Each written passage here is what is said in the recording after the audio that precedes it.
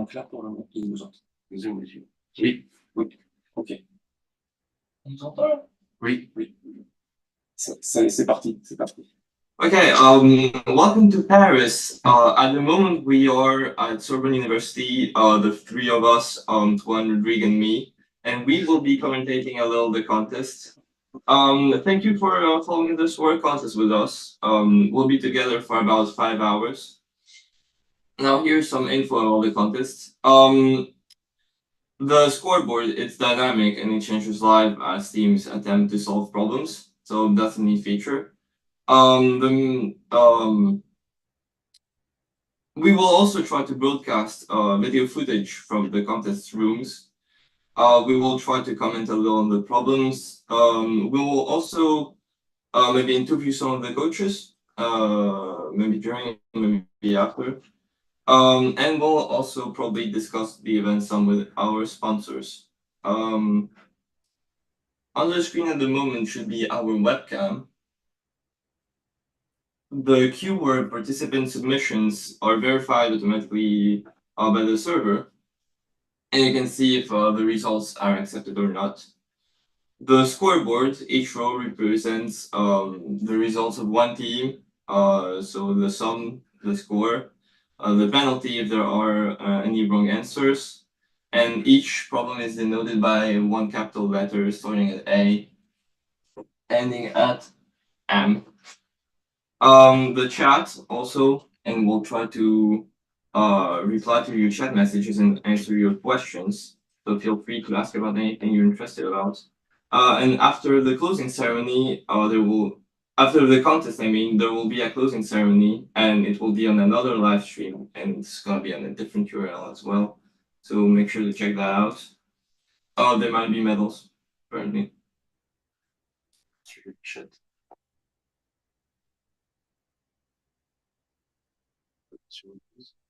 Ouais, moi j'utilisais un.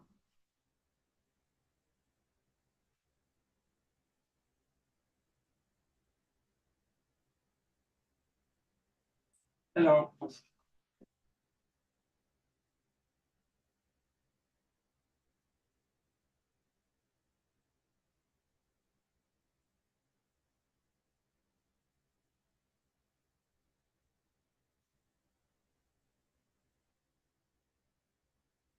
Let's see, we don't seem to have any results yet. Might get some soon.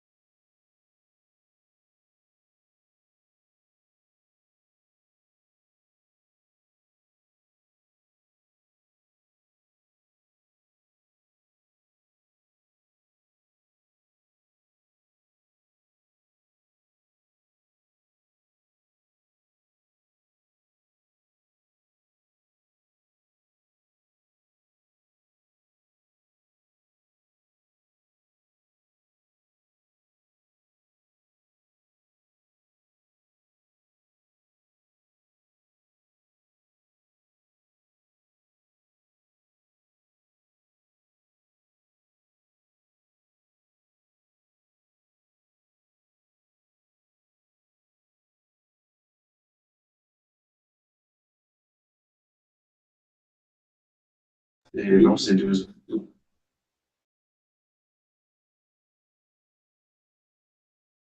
No teams seem to have solved any problems yet, but that's to be expected. They are quite hard.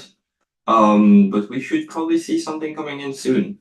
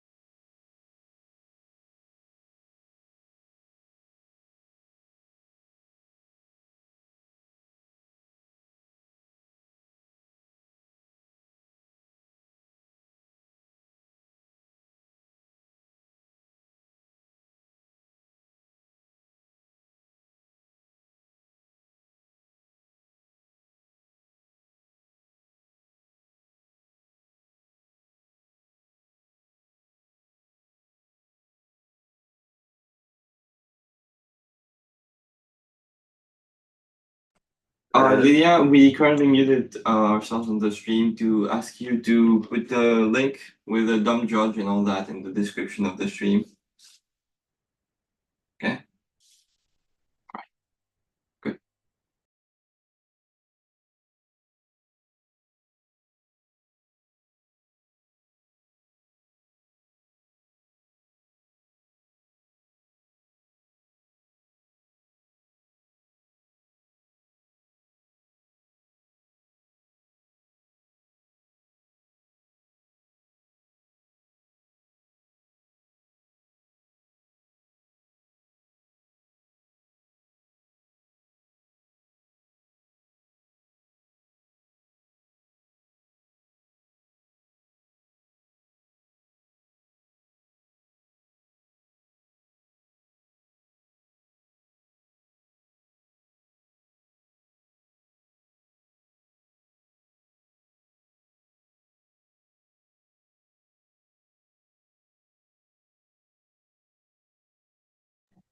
On the stream, we should have at some point a link with to the website where you can also see a live view of the scoreboard and the problem set if you want to check out the problems yourself.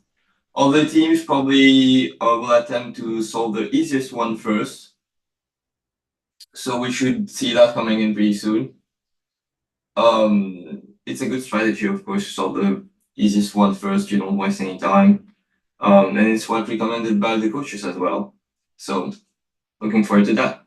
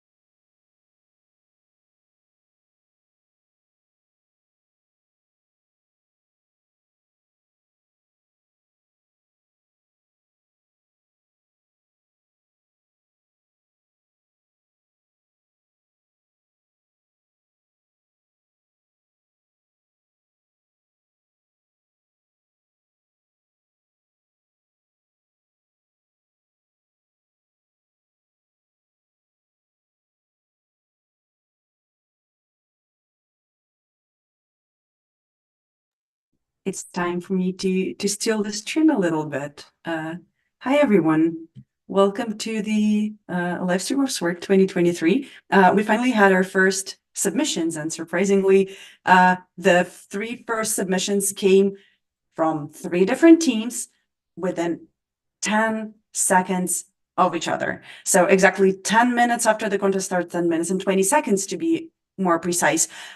We had three submissions from Universidad degli Studi di Milano on problem K, from École Normale Supérieure de Paris for problem F, and for Telecom Paris for problem K as well. And unfortunately, at this time, none of the submissions were correct, and only now, 11 minutes and 13 seconds after the start of the contest, we finally have our first accepted submission on yet another problem, on problem I from R2I University. So this indeed, as our wonderful YouTube commentators already noticed, was a pretty rough contest with very difficult problems, but we are very happy to see that contestants were finally able to crack the code and to be able to find the easier problems. I think that in general, the fact that we had our first teams approach so many different problems will affect the way the contest goes very significantly. And we have École Polytechnique solving problem F, which is very exciting. So right at the beginning of the contest, our contestants will be obviously able to see solutions for each other in the leaderboard, and they will be very confused because they will see so many easy problems, so many problems that were solved by teams at the very start of the contest. And so we will not have this, very easy strategy where everyone solves the easiest problem. There is one easiest problem and everyone solves that. No, this is not coming. We'll have something much more exciting with different strategies and different concepts. Also, as some of you already probably know, we have our stronger teams that we expect to perform really well, and definitely EPFL, one of them, definitely École Normale Supérieure de Paris, one of the leaders of last year's work, and are always on the top. We're definitely waiting them for the first submissions, and we do not see any ETH Zurichs yet among the teams to submit a problem, but they're definitely also one of the favorites for this competition, as any other Southwestern Europe regional contest.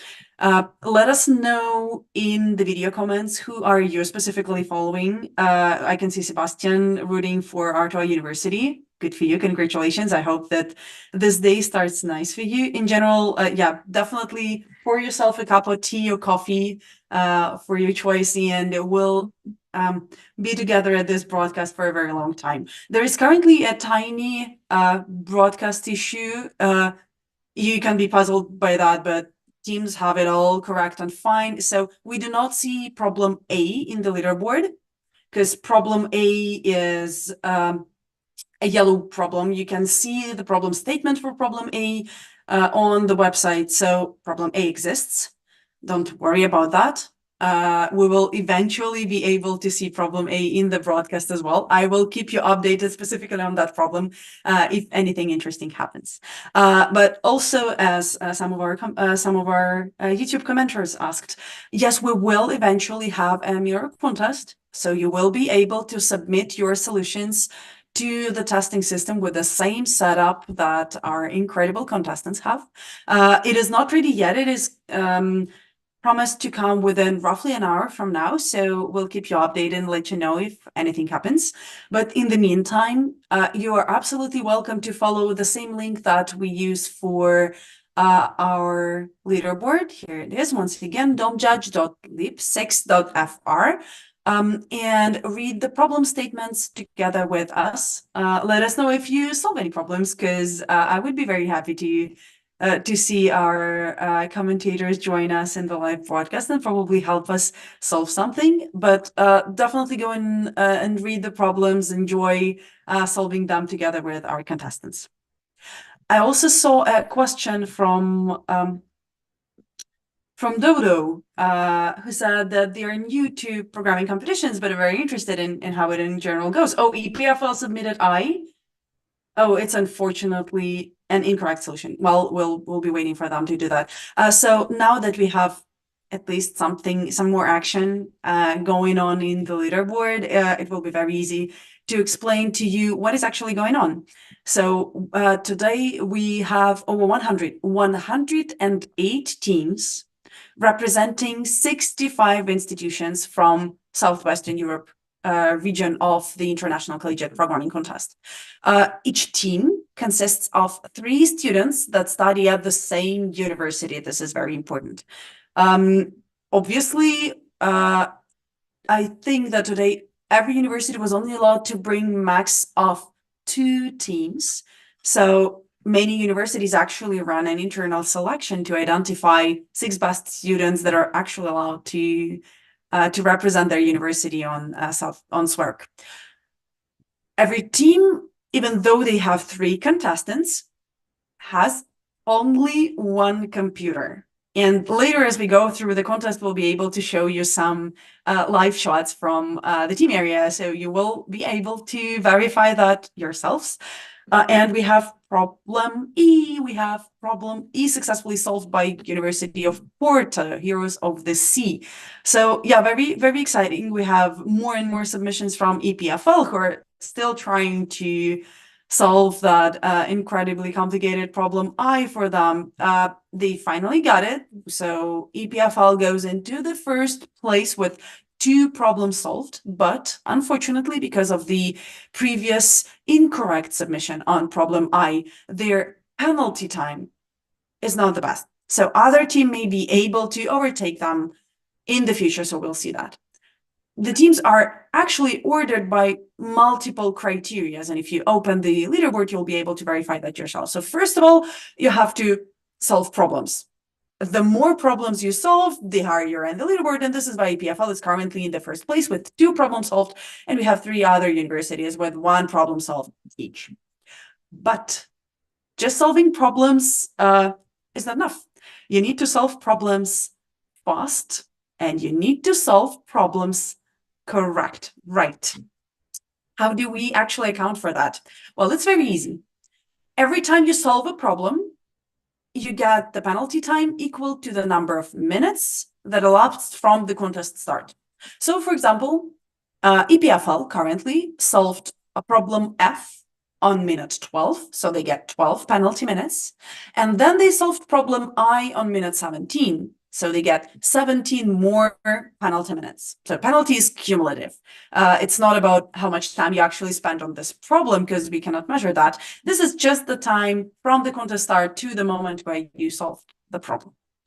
But you can see that EPFL actually has 49 penalty minutes, which is much more than 29 they should have had with just this penalty time. And so every time you have an incorrect try, if you solve this problem at the end, you will get 20 penalty minutes for each incorrect try. So you can see that in the leaderboard, it's denoted as 1 try, no penalty, 2 tries, 1 20-minute penalty added to EPFL. And in our live broadcast, you can see that if someone has that red rectangle that's at -1 or probably -2 already, well, they will eventually, if they solve that problem, get a penalty time. And we have a team from, and I'm sorry, I do not know all the correct university name, from ENS, EEIHT. They solve problem I as well. And UNIPI solve problem E. The more problems they solve, the higher they go. But currently, within the group of people, of teams, solving 1 problem, they will all be ordered by the penalty time. This is why École Nationale Supérieure are currently in the 6th place, even though they solved the same number of problems as the previous teams. They have 60 penalty minutes, just 20 minutes into the contest. So this is exciting and fun. We'll be able to follow the teams as we go along with this varied penalty time as well, and see how it works. And also, I very much invite you to choose a favorite team and root for them. Let us know in the comments which team or which university you will be supporting today. We'll try to give them a little more focus. We'll try to find them in the room and show you a live stream. If you don't have a specific university you're a fan of, pick a team based on their team names, because this year we have so many creative team names. I hope that you enjoy that as much as I do, because you can read the official team names on our competition website. So just type in the browser swark.eu and you'll be able to find the teams page. And we have so many wonderful teams that have creative names. I enjoy that a lot. This is a common tradition for all ICPC teams all around the world, and this is just exciting. So CPG, Lucia Camille Gurin, Nerd Herd. I think this is a great one. EDH Zurich always has an EDH within their team name. So we have Team Dethroners and Doublethink. I find this very exciting and creative. Every year I'm looking forward to seeing ETH University team names. So this is also fun. Out of the other ones, Sorbonne University, our incredible hosts, have great naming convention this year. They have Sorbonne Aurore and Sorbonne Porpri. I hope that our host volunteers will be able to, first of all, pronounce that correctly, but also to tell us a little story about why these teams are called exactly the way they do. And another one computer sciencey one would be the Universidad Politécnica de Madrid 418 I'm a Teapot, which is actually a real existing HTTP return code. And while I've been entertaining you with all this nonsense, we have another first solution on problem L. So this is the first accepted solution on problem L. Team from École Polytechnique CNXTV solved problem L first in the contest. It took them 22 minutes. And as I promised you to keep you updated about the lost problem A, we actually have a successful submission on problem A that is currently not in the leaderboard of the broadcast. I apologize for that, but we'll definitely fix that eventually. Universidad de Pisa solved problem A from the first try on minute 22. So it also just happened, which means that even though we're not even half an hour into the contest, we already have 5 problems solved. And this will make for a very exciting contest. I promise you. I've been following competitive programming for a number of years nowadays, and I can see that teams have such a wonderful variety of options, which way to go, what problem do they want to start approaching, which one looks more interesting or more exciting, which one probably works with the topic that they're good at. So definitely stay tuned for some complicated strategic decisions that our contestants will have to make.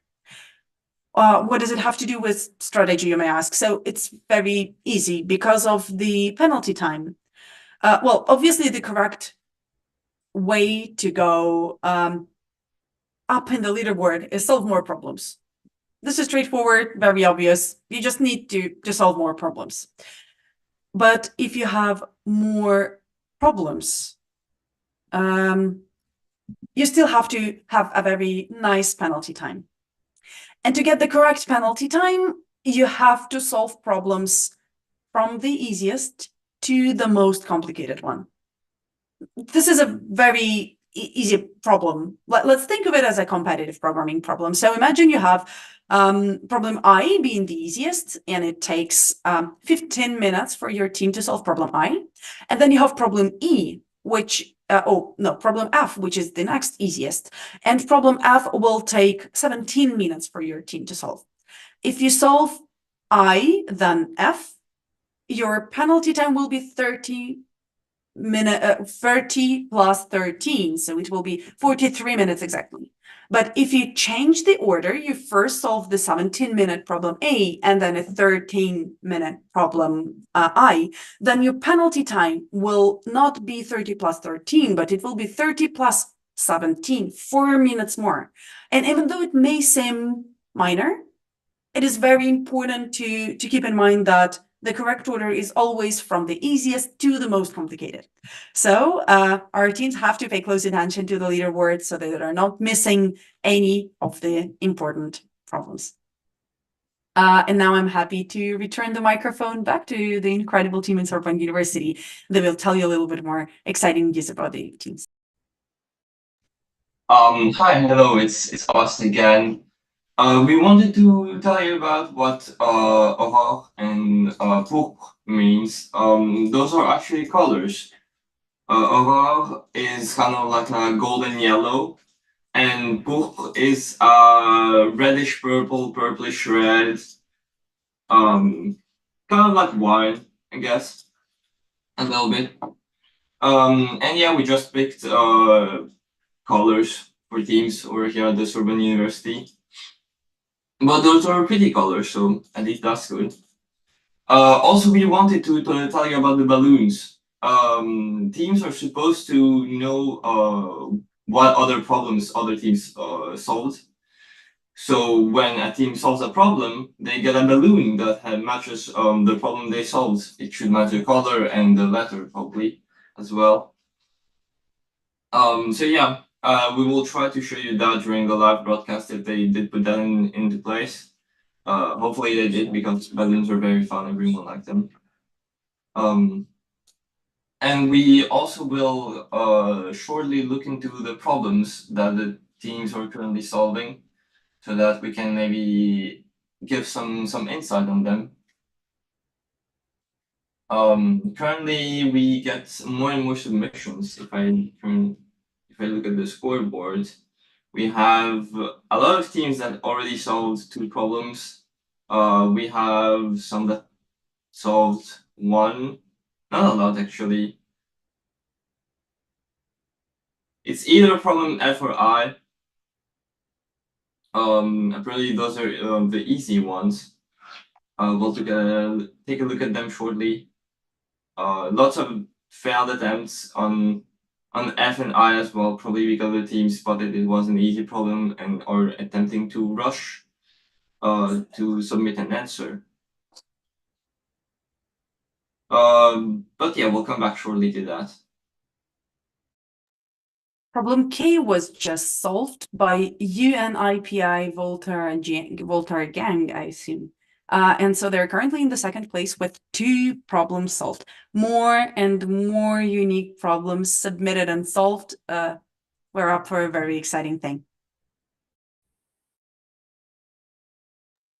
The colors that were also selected for Sorbonne University teams may or may not correspond to events, and you can see that for every problem we have a corresponding color. So problem A, as already told you, was yellow, and then B is red, C is blue, D is orange, E is green, F is dark blue, J is magenta, H is light violet, I is sky blue, J is grass green, K is this wonderful blue-green color that I don't unfortunately know how to call, L is teal, and M is maroon. And each of these colors corresponds to the color in the testing queue. So when you're looking at the testing queue, problems are encoded with colors. So it's very easy to see if we have high variety of submitted problems, or if everyone submits the same. And this time we have a pretty nice balance between problems I and F, and just a 1 insert of a beautiful green problem E. This is a very easy way to follow the state of the contest, because we interpret the contest as chess or an esport game to consist of 3 core parts. So we have an early game, a debut, if you will. This is the for the top teams, we interpret that as the first hour, but for all teams of the contest, the early game problems are the problems that are solved by leaders within the first hour, and that you have to solve during the whole contest. As long as leaders figured out how to solve these problems in 60 minutes, you should be able to do that in 300, right? So these will be your early game problems. Then middle game problems would be the problems that are solved by all teams in the very top of the leaderboard. So assume, for example, if we think of top 12 teams, and we roughly will have 12 teams advancing from SWERC to European Championship, or so I heard in the opening ceremony broadcast. So the top 12 teams will all solve some more medium difficulty problems. And these problems we call the mid-game problems, the medium problems. And then at the very end of the contest, who wins the first place will be decided by a very small set of problems. So for example, now we have UNIPI Volterra gang actually solving problem I very fast after their previous submission. So they're now up in the first place. But right away, we have a submission from our previous leaders, University of Porto Heroes of the Sea, on problem F. And if they get that accepted, and this progress bar shows us that they absolutely might, yes, they go back into the first place. So things are very intensive. We just saw 2 leader changes in our leaderboard, which is very exciting. This is so good.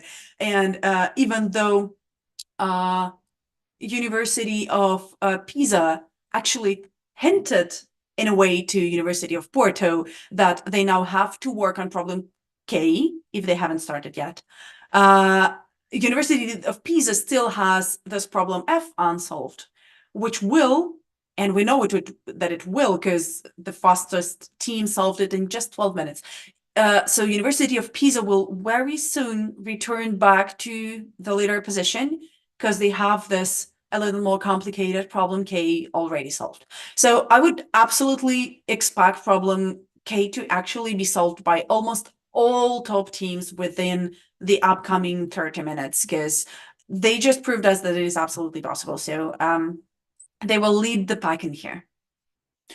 And then the very end of the contest, we have usually just a few problems, 1 or 2 or maximum 3 problems that decide who actually wins the competition and that decide who actually goes to the world finals, which is very important and exciting, of course. And these problems we call the end game problems. It is often that to get into that top 12 virtual medal range, you have to solve all early game and all mid game problems. But then if you want to win, you absolutely have to solve at least 1 late game problem, probably even more. And this is usually the way that our teams look at these problems when they look through the problem statement. So at the very start of the contest, every team is actually given a printed problem statement, a real paper one. Oh, I promised you that ETH Zurich is going to do well. Dethroners are now up to 5th place with 2 problems solved, but they're not doing anything surprising in that sense. They're working on the problems that are that we know are solvable on problem F and on problem I. And now they will have to challenge themselves with something a little more diverse.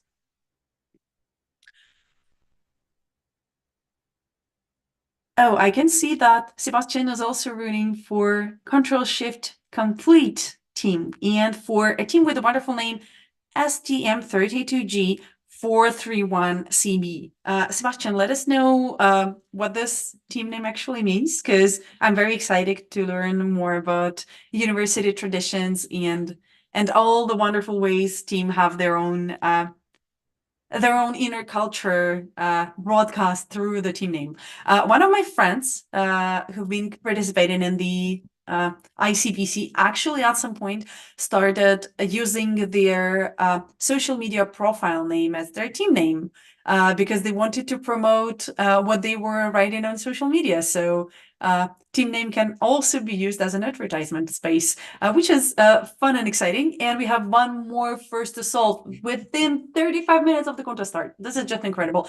École Polytechnique team Exotic just solved the red problem B. Even though they're currently in just 8th place, they already solved problem F, and they will obviously be working on problem I now, because you can see everyone else around them actually solves problem I. Problem I is easy.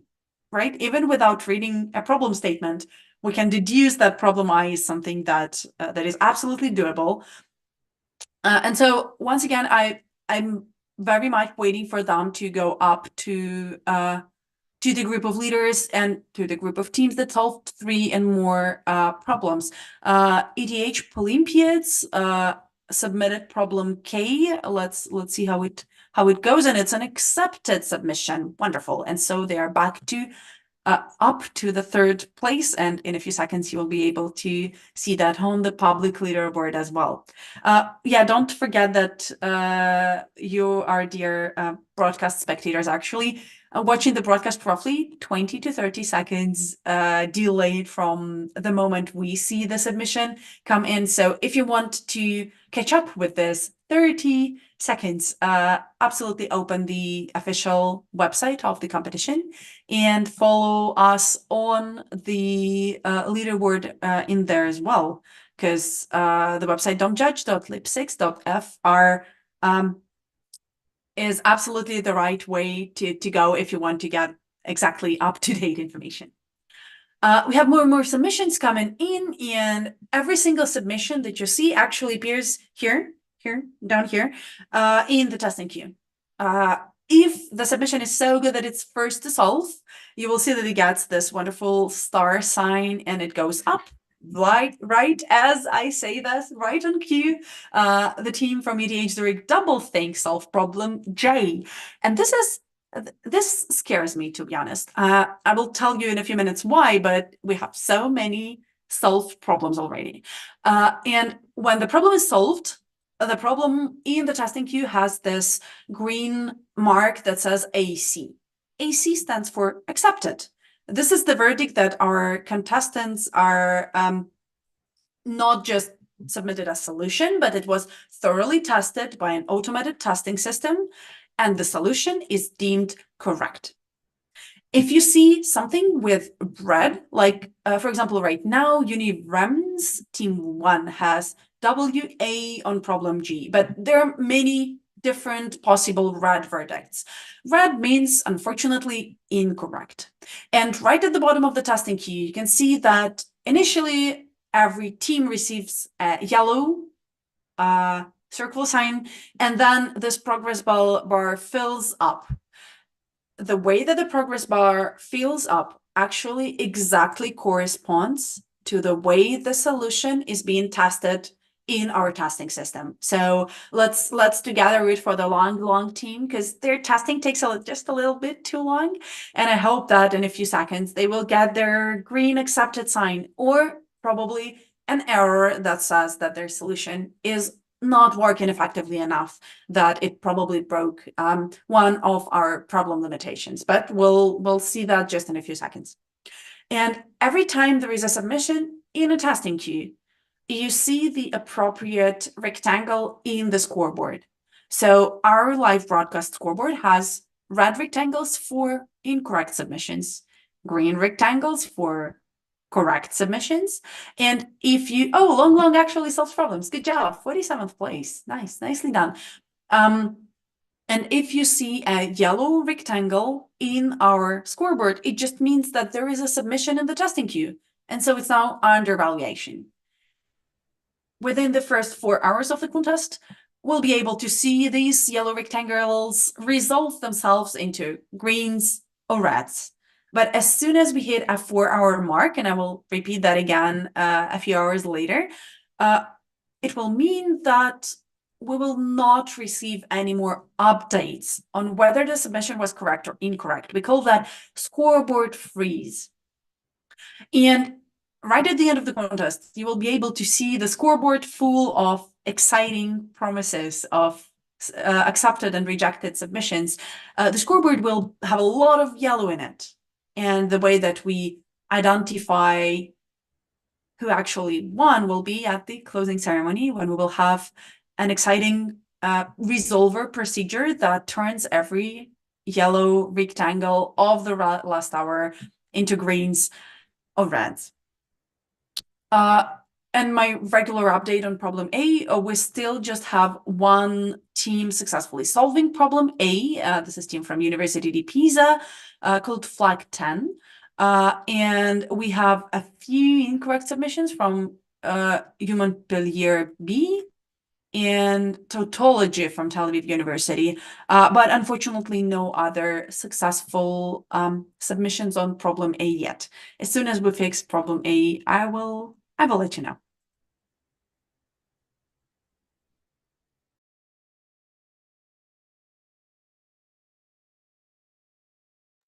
Oh no, I was hoping that I can get a sip of tea, but curious of the Sierra current leaders actually submitted problem K, and we know that problem K is solvable.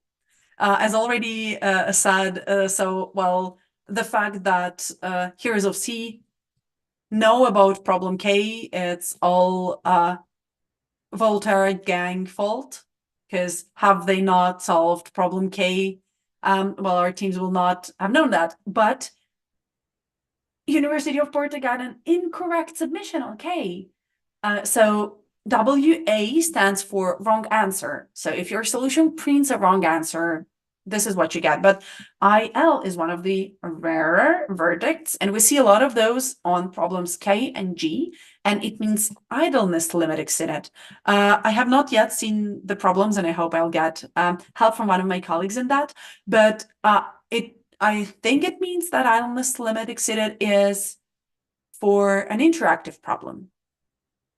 We'll see how it works. We'll see where it goes. Let me know if you will need to learn more about other verdicts. But for example, EC ECL1 are getting RE, which is an acronym for runtime error. So their solution just crashed right in the middle of execution time. We should not write software that crashes during execution. So this is why they're getting an extra penalty time for that. We have a submission from Voltaire Gang. They're currently in the second place, but their attempt to solve problem F was also incorrect. So both two of our leaders are just getting extra penalty time here and there, which is unfortunate, but also not something very surprising, because they are under a lot of pressure. They have so many problems to solve, and once again, they're trying to solve as many as possible within the first hour specifically. And sometimes it ends with some nerves, some incorrect submissions here and there. A lot of interesting challenges are facing our contestants today.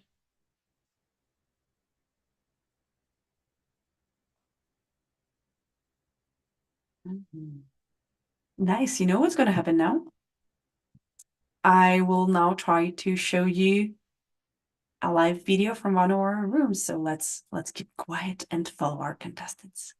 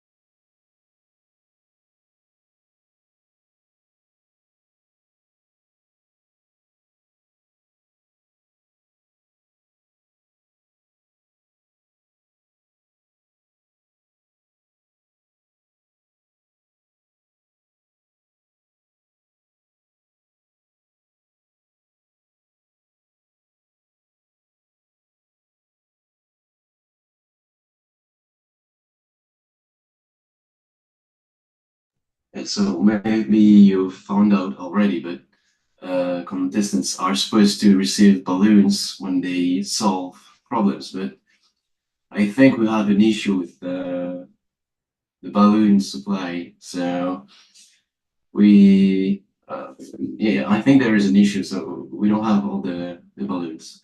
So that's why you don't see a lot of them. But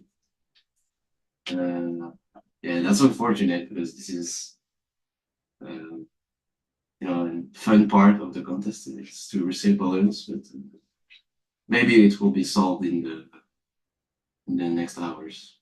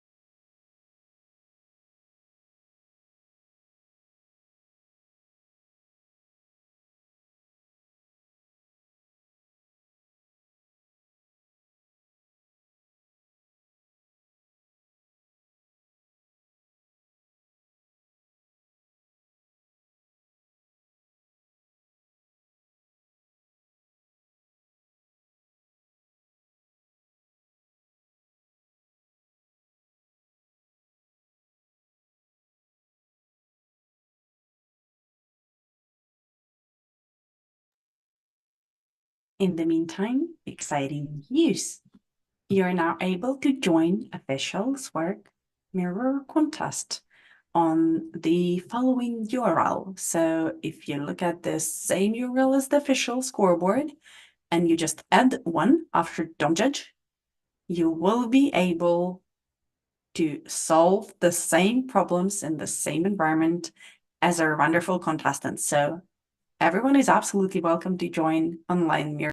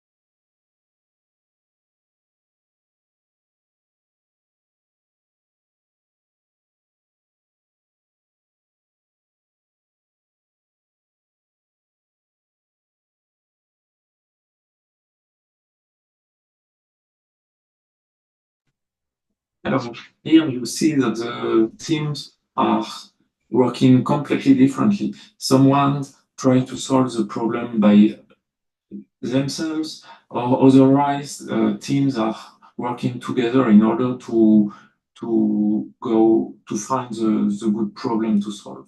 So the strategies are very different.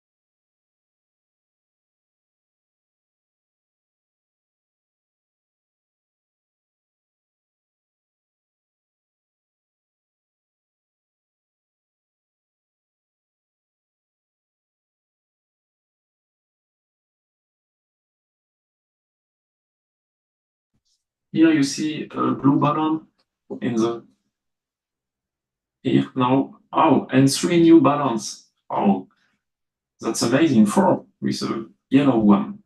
Great. Oh, it's not for the same team. That's a pity.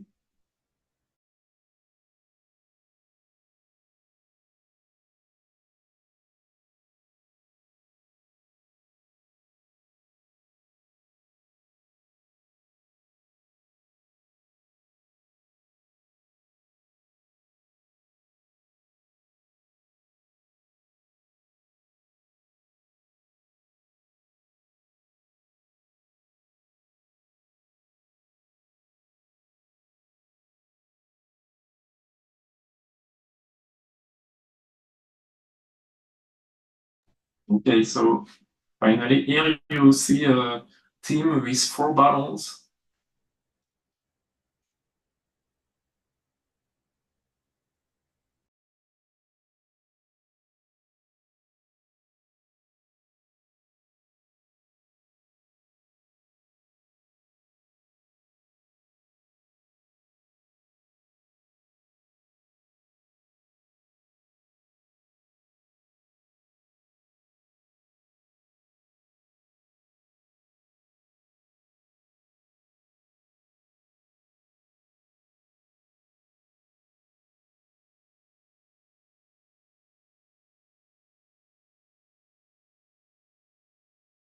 So this is probably the room where the balloons are set.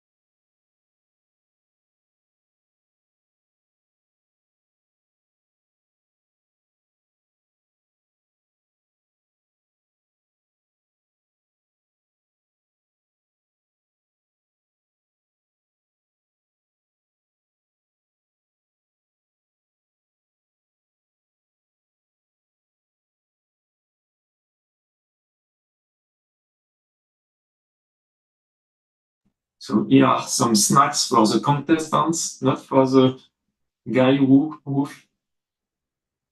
takes the camera.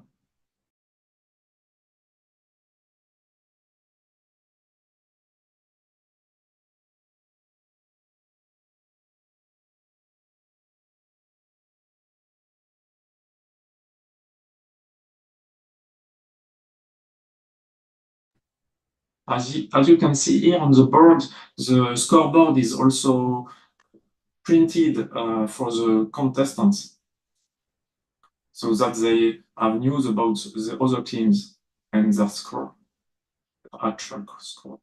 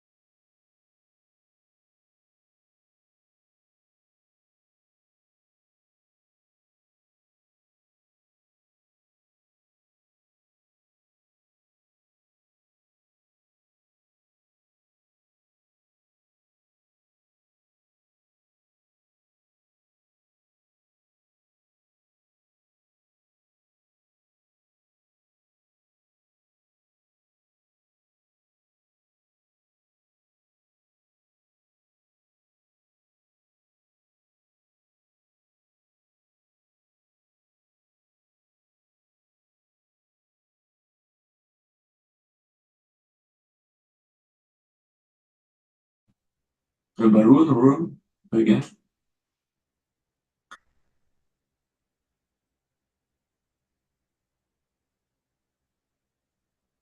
So teams are expected to solve the blue problems. As you have seen, many blue balloons are waiting here.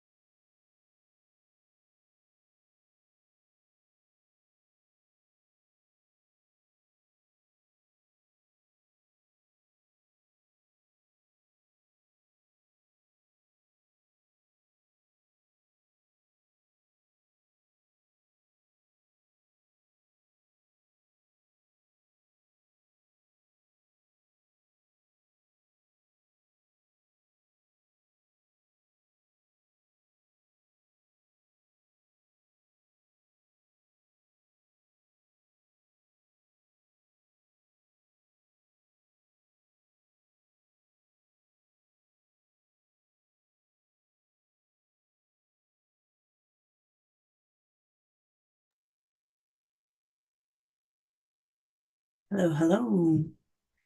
And I'm back, and we have so many updates. We have a little bit of a processing queue currently in the testing queue, but don't be too scared. We're finally able to fix the problem A in the leaderboard. Let's give problem A a round of applause. We can finally see her properly on the screen. And we've had so many interesting things to happen at the top of leaderboard. First of all, we can still see the battle between École Polytechnique Exotic and Heroes of the Sea from University di Porto and Voltaire Gang from University di Pisa.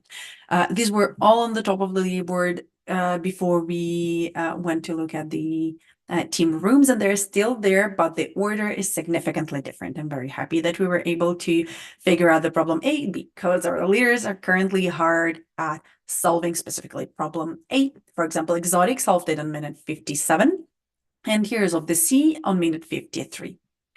But in the first place, with 6 problems solved, currently is the team from ETH Zurich called Dethroners. And even though they have 6 problems, they are, how I like to call that, draw 7, because they have an attempt on problem K, one of the easier problems of the contest. It is not yet accepted, but I definitely invite everyone to closely look at the testing queue for Dethroners to actually get problem K and then take a solo lead with a single team that will solve 7 problems. Currently, Exotic also solved 6 problems, and they also have something very, very interesting and fun. For example, they have not solved problem E, which is absolutely one of the solvable problems of the contest, definitely an early game problem.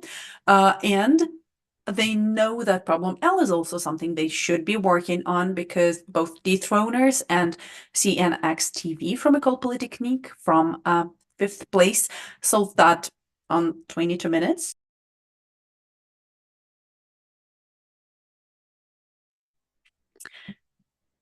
Okie dokie, and we are back. We finally have our testing key properly update, and let me bring you up to date with what was going on in the contest. Right exactly at this moment, we have Team Heroes of the Sea from Universidade de Porto go back to the first place. And even though when I left like half an hour ago, exactly the same happened, well, let me tell you how much of an interesting things happened in between those. So first of all, obviously, Heroes of the Sea are currently in the first place with 6 problems solved. They solved problem A. I'm very happy to say that we currently have problem A back on the scoreboard. Let's give a round of applause to problem A to welcome it.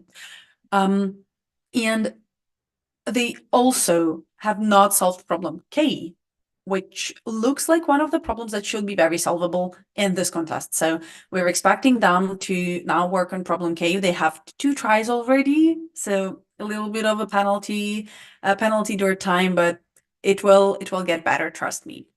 In the second place, we have one of my promises from the very early moment of the contest, Team Dethroners.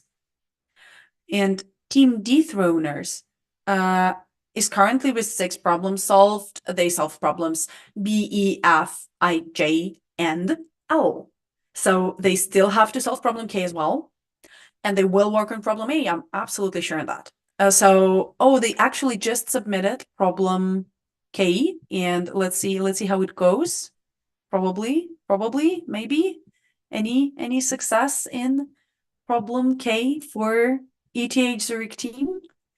Okay, it will take a few seconds for them to properly evaluate that solution, but if it will be accepted, they will go up in the first place. And this will be exciting. This will continue making this contest a very exciting one. Then we have the third team currently with 6 problems as well, a team from École Polytechnique called Exotic. And they too have non-trivial set of problems solved. They have not solved problem E. And Dethroners indeed do solve problem K, and so they're now the single team to solve 7 problems. You can see that in the testing queue as well. Okie dokie. what's down in the leaderboard. We have one of our previous leaders, Volterra Gang, with 5 problems solved. They unfortunately spent a lot of time apparently on problem J, but hopefully very soon they will figure out J and continue their work on A, even though there are no submissions. It's absolutely clear from the leaderboard that A should be their next focus problem.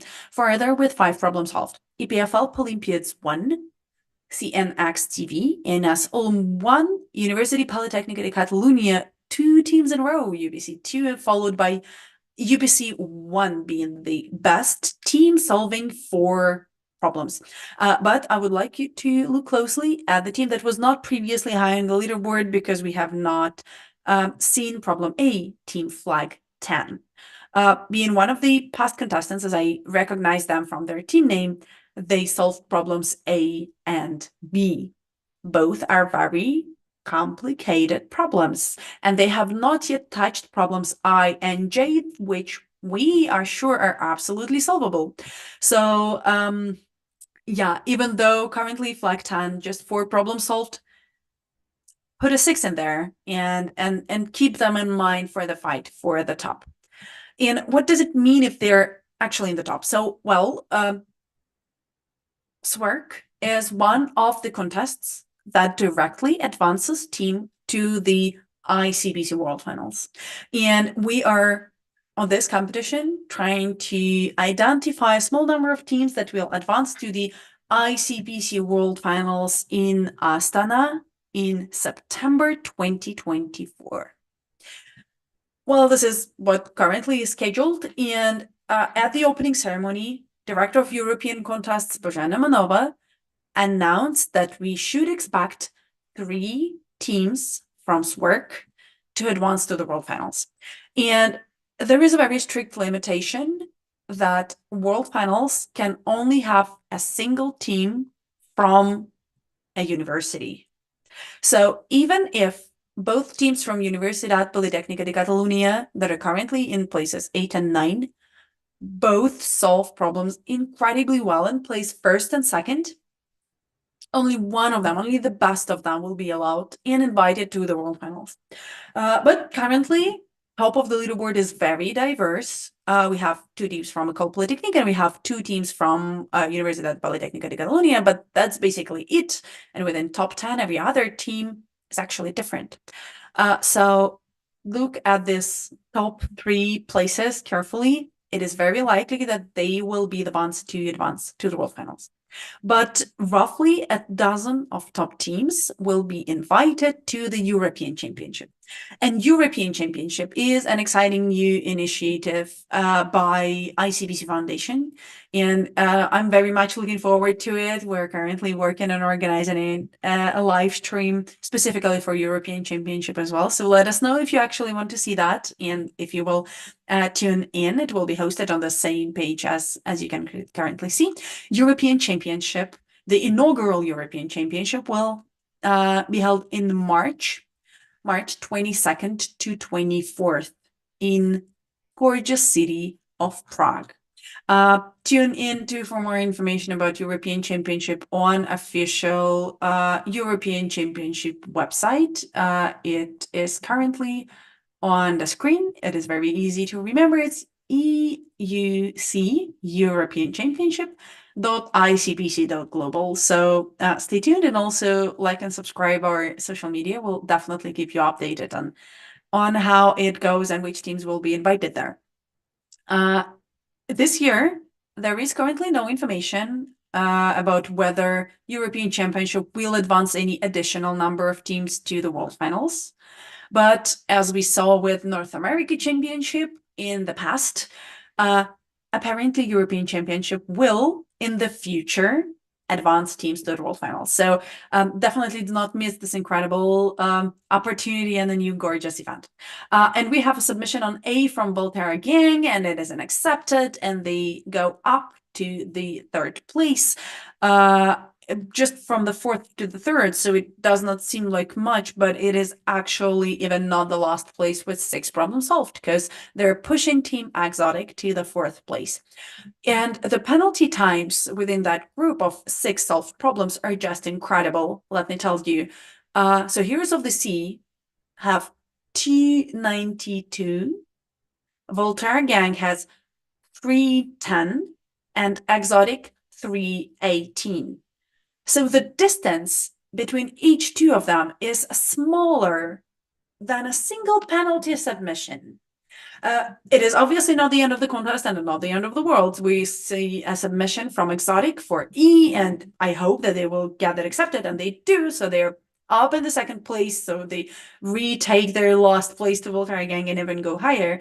But this minimal differences in penalty times mean very much. It still will require the teams to make every submission as careful as possible, because even the smallest penalty times that I currently have extra on problems like J and K, for example, Voltaire Gang has 1 extra try on J, and Heroes of the Sea have 2 extra tries on K. So this potential future 40 minutes of penalty time can mean a lot. And just as I said that, now that we look at the penalty time for first 2 leaders of our contest, both solving 7 problems. This is like photo finish levels of accuracy. Dethroners, 7 problems solved, 406 penalty time. Exotic, 7 problem solves, 408 penalty time. Think about that. This is actually such a minor detail. Hopefully this will not affect their advancement to the world finals, because I would be absolutely heartbroken if 2 penalty minutes would affect if my team advances to the world finals or not. But just think about it. 2 penalty minutes is actually so small that in different ICPC competitions, in different official ICPC competitions, this team would be ordered differently, because different testing systems actually use different rounding rules. So if we look at every, not minute, but instead a second a problem was submitted on, this 2 penalty minutes distance is basically, do we round 35 seconds down or up level of difference? This is just incredible. I'm so worried for the École Polytechnique at this moment. I hope that the rest of the contest goes wonderfully for them. We're just 90 minutes, 92, 93 minutes into the contest. So it's not like things are over. They still have plenty more problems to solve. They still have a lot of time, even for the most difficult ones of them. Voltaire Gang are trying to solve problem J, but it takes surprisingly long for them somewhere at the last test. So we are eagerly waiting for a verdict, but it makes me wonder and worried. In the meantime, CNX TV from École Polytechnique solved their 6th problem. It was problem B, which is nice, but they don't have a submission on problem K, and I don't see a reason for them to ignore problem K for so long. We did not see the verdict for Voltaire Gang. As soon as we learn about that, we'll see that updated, both in our testing queue and on the leaderboard. But it's not good when a submission is so long in the testing queue. It's not good. It's usually something time limit, idleness limit, exceeded, connected. So yeah, probably they will have to submit there 1 more time, which is unfortunate, but apparently absolutely necessary.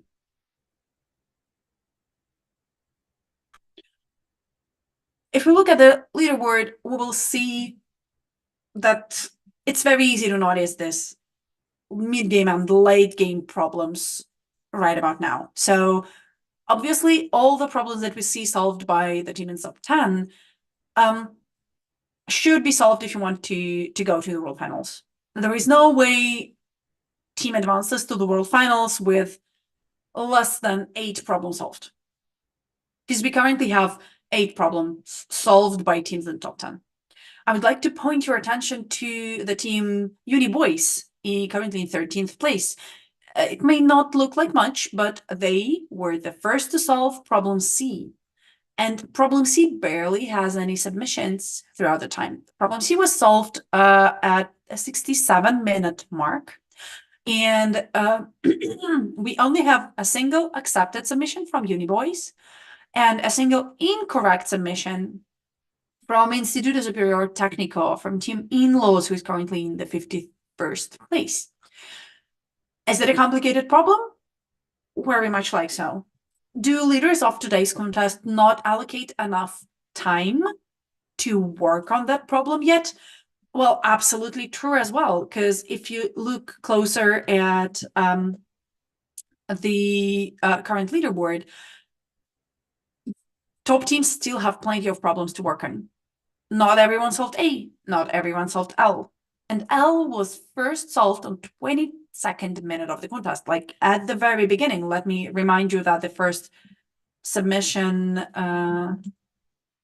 was just a little over 10 minutes. So it should be pretty solvable, even though teams have not spent enough time on that. But C looks weird, solvable, but weird. So we'll see dethroners probably approach that problem only after they accept problem A. Or I would assume that they've started carefully reading C, but that they're not yet absolutely satisfied with what they have. And then we have 4 more difficult problems that have not yet been solved by anyone. And this, or at least a subset of them, will decide the fate of the world final slots. So D, G, H, and M are definitely on our harder side. So we should not expect to see any, pink or purple colored balloons too soon. Let's see what is our balloon status in general in the rooms.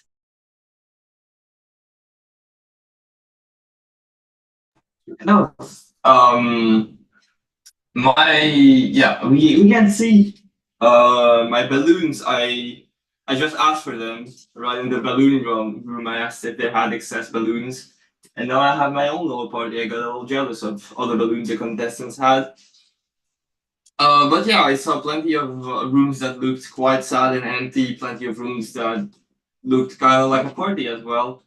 Full of balloons. Mostly F, as we can see from the scoreboard. F is solved a lot, and when I was going through the rooms as well, I saw a lot of F on the screens. Lots of people trying to solve the problem F. But yeah, I hope it was nice to go through the room and watch all that. I think I didn't miss any rooms. There was one I couldn't get into because someone didn't want pictures taken, so I cannot go in. Sadly, I cannot show anyone else in there. But yeah, it was only one room out of all of the different rooms the contestants were in. So I'm happy about my little trip. I'll go back soon, probably. In a little while, not so soon, not that soon. Maybe in a couple hours, probably. Yeah. Well, yeah. I will look into the problem somewhere, and maybe I'll be able to comment something about them.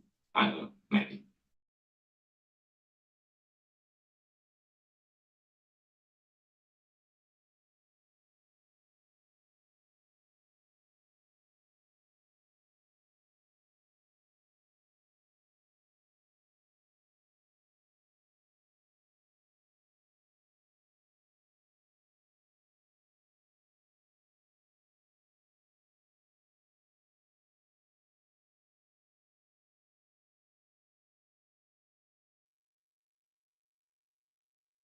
In the meantime, I can update you on the state of an online mirror. First of all, you're all absolutely welcome to join our online open contest and to try your hand against the same problems work participants are now solving. Some things are the same, some things are very different. Let's look closer at the comparative leaderboard. So in our online round, problem C was solved by the team that is currently in the first place. The team is called IM3. And even though the easier problems I and F are obviously clearly in favor, our online mirror contestants enjoy problem K much more than, for example, problem J. There's unfortunately just one team that solved problem J so far, but we are very much looking forward to more of their attempts. Problem D, G, H, and M still go as unsolved in the online mirror as in the real contest. But also, even though online mirror leader has 7 problems, they have not yet touched problem L. This is all exciting and all. We have an update on our mains work leaderboard. Team Dethroners is currently in the first place now with 8 problems, because 83 minutes into the contest, they finally accepted their problem K. As already said, penalty time can start matter, and we can see that 2 teams from the top of the leaderboard, both Voltaire Gang and CNX TV, have submitted the problems that we were waiting for them to submit, and now Heroes of the Sea also tried K. So problems J and K should be a no-brainer for them. They should be able to solve them, but they still must do that carefully, because if they, at this stage of the contest, accumulate a lot of extra penalty time, that will not help them too much. CNX TV joined Exotic in the group of teams solving 7 problems, and we're waiting for Heroes of the Sea to do the same. Voltaire Gang's submission on J is still testing, which is, as I've already said, not the best sign ever. But if you're rooting for Heroes for Voltaire Gang, don't give up too much. It's okay. It's gonna be fine. Currently, 2 École Polytechnique teams are in the second and the third place, and as I've already said, this is a pretty dramatic moment for them because only one of them can go to the World Finals. So École Polytechnique should not just compete with the other teams currently, for example, University de Porto and EDH Zurich, but also they compete within themselves. But they have a pretty significant penalty time difference, somewhere around 100 minutes. Oh, Heroes of the Sea finally got their submission on K tested and checked, and it is accepted. So they also now with 7 problems solved. You can see that in our testing queue, even though the testing process took so long that the submission actually was hidden from our queue.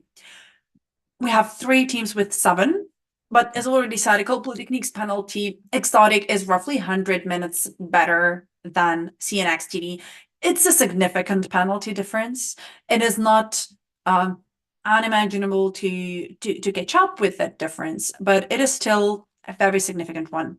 Though, keep in mind, CNX TV specifically already solved problem L, and I hope they've been working on problem A throughout the time. Whereas Exotic should approach a more difficult L right now. So there is a way to catch up on part of that, but apparently not the whole 100-minute difference right away, because none of the teams yet had any submissions on A or L respectively.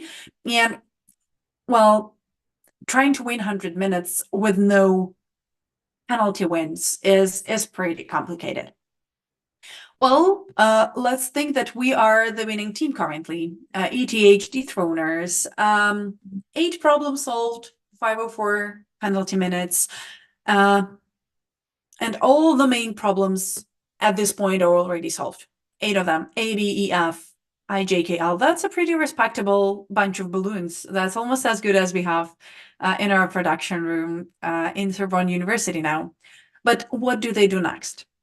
Well, one can read problem C and try to identify if it's feasible to approach one at this point of the contest. Or the team has to actually spend time on reading throughout all the problems that are left in the contest to identify which one is better. There is no additional information about any of these problems. It does not help you. So this is like a comeback mechanics that is built into ICPC official leaderboard that kind of puts you at disadvantage when you are a leading team and you don't have any extra hints from any other teams in the leaderboard.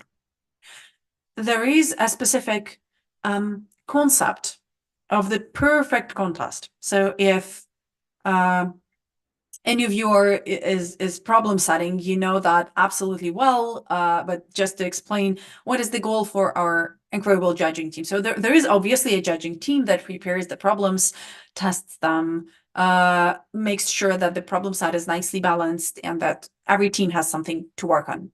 And our judges' goal is, first of all, to make sure that every team solves at least one problem. It would be very sad to come to a competition and to not be able to solve anything. And we don't want to discourage our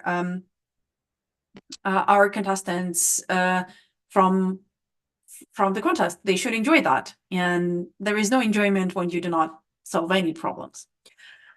Then we want our contestants to have something to do throughout the whole contest. Like, no team should solve all problems too early. And I would usually say within 5 hours, but also it is fine if team finishes the last problem 5 to 10 minutes before the contest end. But it also means that teams should not have problems too easy for them. We absolutely enjoy it when the problem set is diverse. So it means that there is a team that solved every problem, but no team that solved every problem. So no member of the judging team prepared a problem that was not basically used by our contestants. We want our contestants to enjoy each of them. And I think that so far things are going pretty well. I was somewhat scared at the very beginning of the contest that it may look a little on the easier side for contestants. And it is always a competition, right? We are always trying to make sure that our contestants are challenged, but contestants are always training for the contests. They practice sometimes every week writing the contests that are as difficult as work. So it is very nice to see that even though the start of the contest was very fast, now submission rate is somewhat slower and our contestants have a lot of challenges in front of them. This is very exciting, and the contest so far looks absolutely well balanced.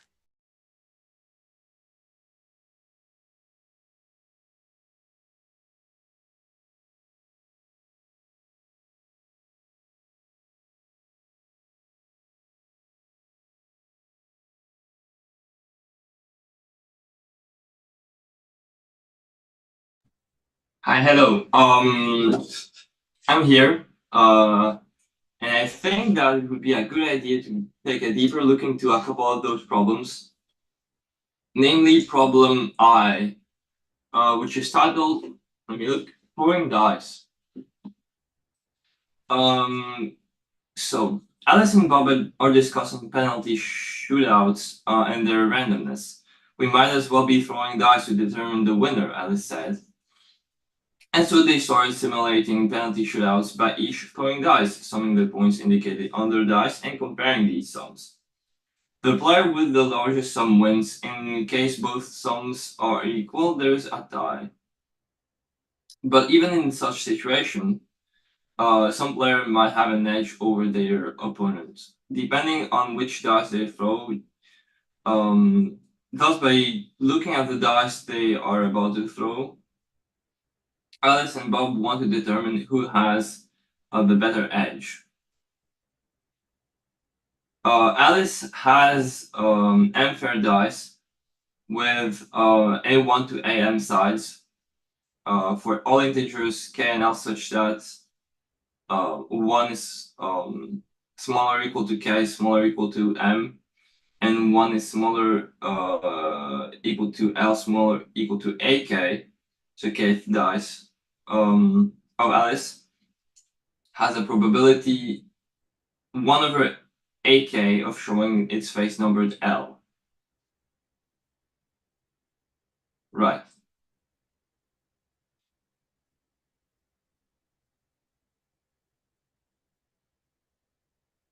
So we got a bunch of dices, fair dices, m of them. with A1 to AM sides, and then we have a certain probability for each face to show up. Okay. Then Alyssa's score is the sum of the numbers displayed by her M dice. Similarly, Bob has unfair dice with B1 to Bn sides. Given these dice, Alice has a probability PA of having a strictly larger score than Bob, and Bob has a probability PB of having a strictly larger score than Alice. Which probability is the largest one? So as an input, you get the numbers M and N, and you get then on other lines the die sides, and you should say, okay, so if Alice has a better chance of winning, you should say Alice in uppercase. If they are tied, you should say tied, and if Bob has a better chance of winning, then you should output Bob.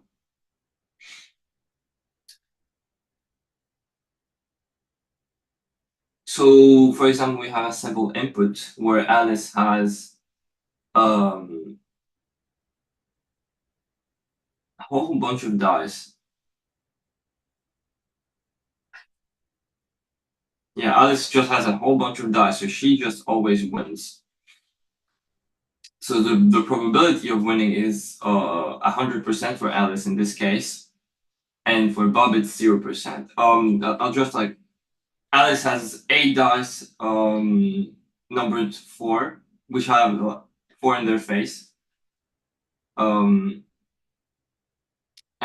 Bob only has 1 dice with a number 6. Alright, am I reading this right?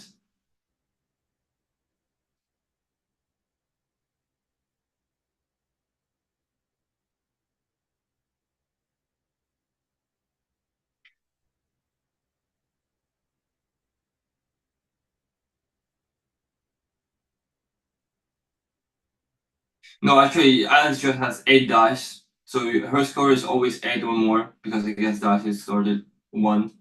Yes. And Bob's is always less or 6. So yeah, in this case, Alice always wins. Still. Okay, and we get another little sample input. Okay, so if Alice has 1d6 and 1d4, and Bob has 1d4 and 1d6, then yeah, it's tied. Makes sense. It seems like more like a math problem in this case. Just a matter of solving a probability equation. I'm not sure how the teams approached it. I just looked at the problem. It could take me a while to sort of figure things out. But yeah, compared to the others that I kind of looked into a little, this one doesn't seem that complex, so makes sense a lot of teams solved it.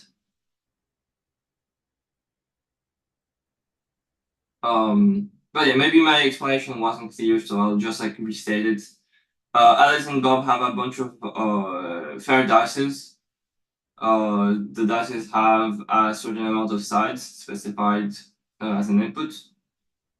So Alice can, for example, have like 1d6, 1d4. Bob can have 1d4, 1d6. He could have had more, and then he would have had an edge over Alice. But yeah, if I had to guess, yeah, let's try to solve the problem maybe. If I had to guess, we would try to see the expected value of each dice and then just sum it up and compare that.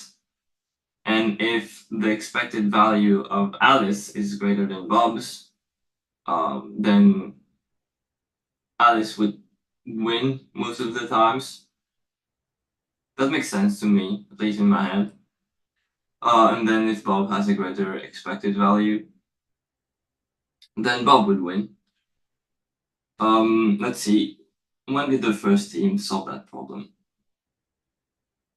This is problem I. Let's scroll down some. The problem I was solved in 11 minutes. So probably the time to figure the math out and then implement it in code.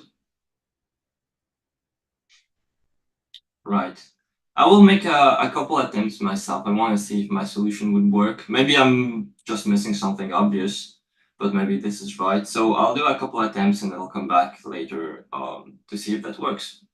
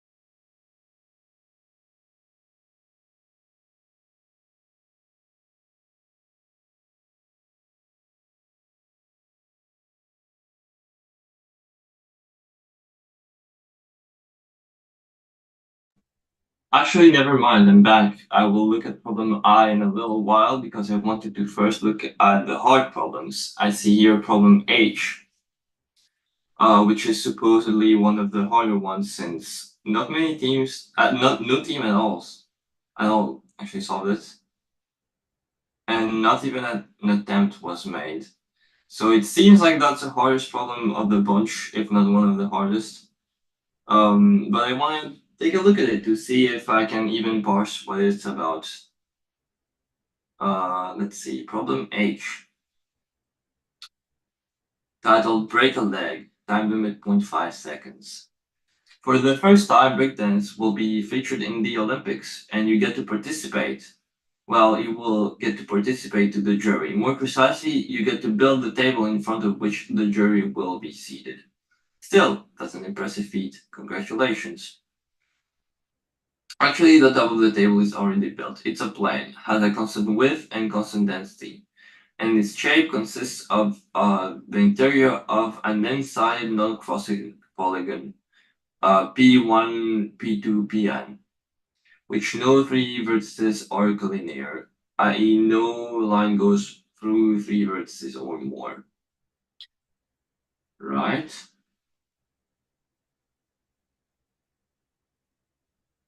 So the table is an n-sided polygon, which is non-crossing, but apparently doesn't have to be convex. And we just know that vertices are never aligned. We don't have any three vertices that make a straight line. You have three table legs of the same length and negligible width.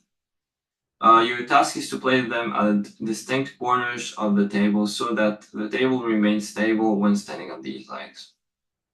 Okay. In other words, you must choose three vertices Pi, Pj, and Pk of the polygon such that the center of gravity of the polygon lies in the interior of the triangle Pi, Pj, Pk, and not on its boundary. In how many different ways can you do this? If two ways of placing legs differ only by permutation of the legs, they are not counted as different ways. Right.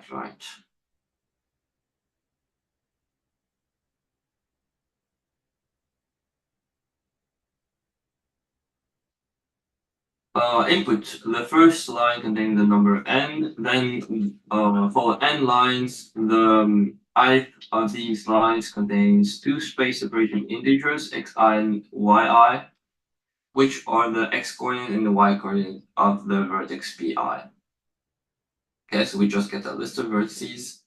And output should contain a single line with a single integer, the number of ways of placing legs, such that the table remains stable. Seems like quite a hard problem. Our contestants will need to first figure out how to find out where that center of mass, how do they call it again? Center of gravity of the polygon. You have to figure out where that is, or at least a way to manipulate that in regards to the vertices they pick. And then, since there can be up to 100,000 vertices, that algorithm probably needs to be quite fast as well, with a quite low complexity. N squared may be too much. Probably want to have something like n log n, something like that. Would be nice. Vertices are integers, but they can be quite far from the center, from the origin, I mean. Can go from minus a million to a million.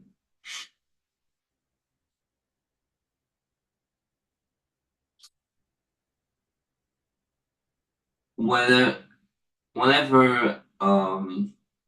the vertices pi, pj, and pk are not collinear.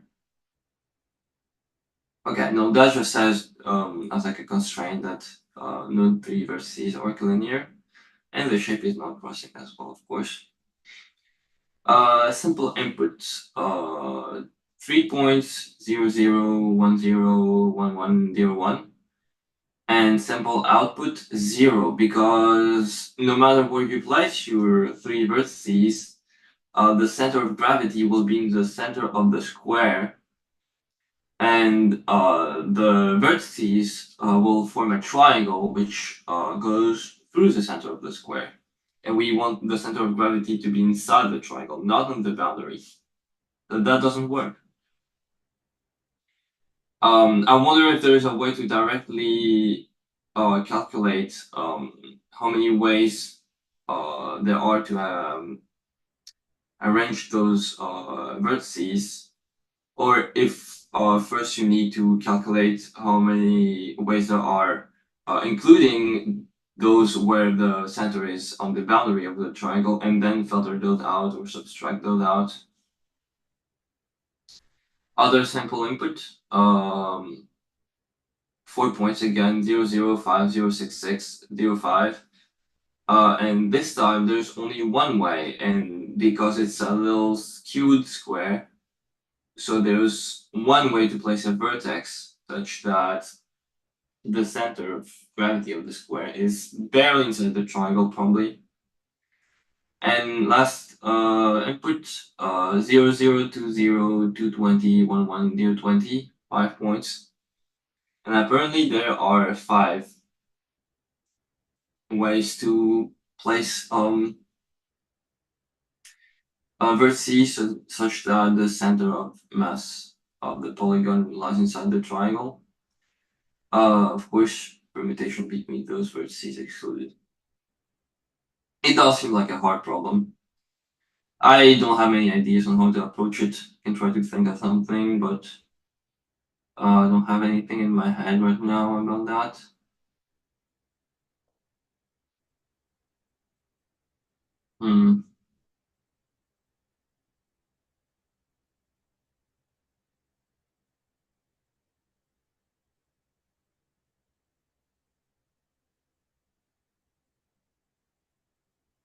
Surely there are some clever tricks, since the number of vertices can be huge, to 100,000.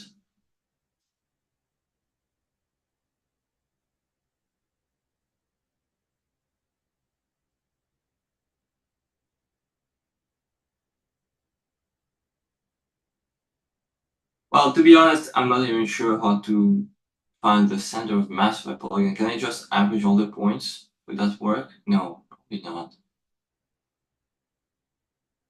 I need to think of it, I need to visualize it. No, I cannot average all the points because one part of the polygon can be very thin. And not have much mass. Whereas the other would be made out of like 3 points, but be very big. Take up all the mass. I'm not sure. Okay, let me look that up.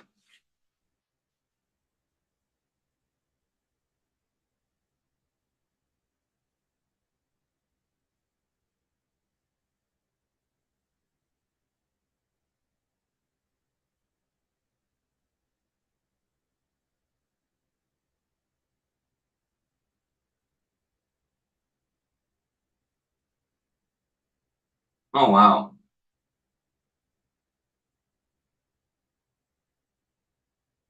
It doesn't look that obvious. It's well, first off, it has the area taken into account, so that needs to be computed first, but that's probably easier. But then it's a formula, a whole formula. It looks like 1/6a times the sum from 1 to n-1 of and this is all for the x coordinate, by the way. For the y coordinate, similar. The 1/6a times the sum from 0 to n-1 of xi plus xi plus 1 all that times xi times yi plus 1 minus xi plus 1 times yi. I don't know, it's a little mess to say out loud, but it's a neat formula. You can just look it up. Googling center of gravity of a polygon.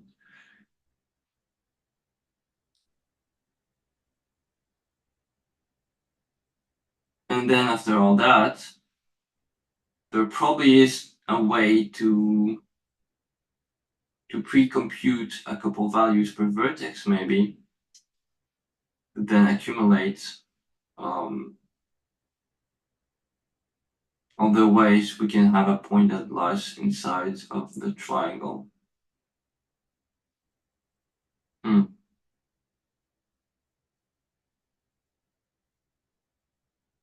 these seems all complex to me. I'll look at another problem. Let's see. What's another hard problem? J. Let's look at problem J. Favorite dish. France is a country of gastronomy, so true. For a dish, we both the taste and plating are important. Nevertheless, when different people evaluate a dish, some focus more on the taste and some focus more on the plating. At the Olympic Village Dining Hall, there are n dishes numbered from 1 to n. Each dish has a score on its taste and a score on its plating. Right. The chefs at the Olympics want to provide everyone with their favorite dish on the evening of the closing ceremony. Your task is to calculate everyone's favorite dish. If multiple dishes tie for the highest score as a person's favorite, choose the one with the smallest number. Okay. Input. Each line contains two space-separated integers. The first line contains numbers n and m. Then follow n lines. The k such line contains two integers, tk and pk, which are the scores of the dish k on the taste and plating. Then come m more lines. The elf such line contains two integers, tl and pl, which are the weights of the person L on taste and plating. So first you get the scores of the plates, then you get how much each score matters for a certain person. Immediately you have some linear algebra in mind, but maybe that's not the right approach.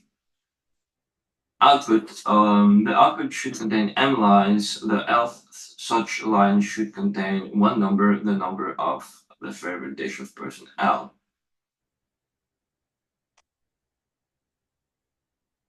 Right. And the constraint is, the big trick is that the numbers can get quite large.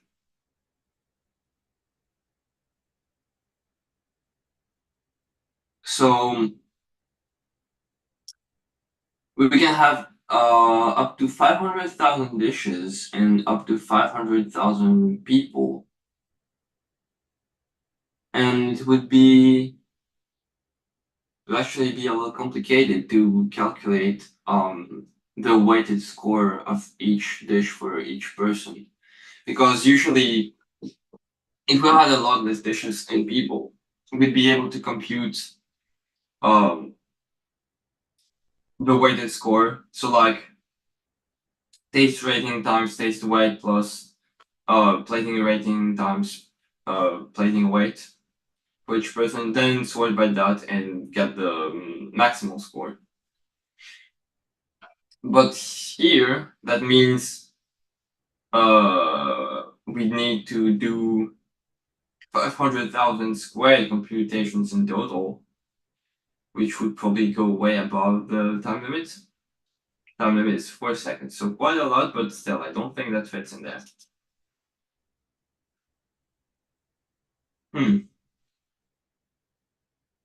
Probably is, there is as well a way to compute a bunch of stuff about that. I wonder how the contestants will solve that. I cannot wait to look into the solutions. Has anyone tried problem G? Yeah, a bunch of people. But they all failed. Including schools I kind of recognize. Alright, well, I don't feel that bad about not knowing anything about that. Other people fail as well.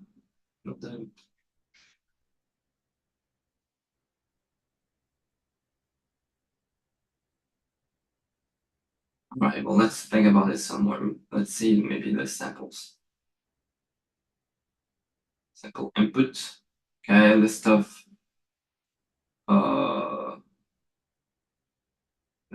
plates, list of dishes, I mean, and then list of people. Alright.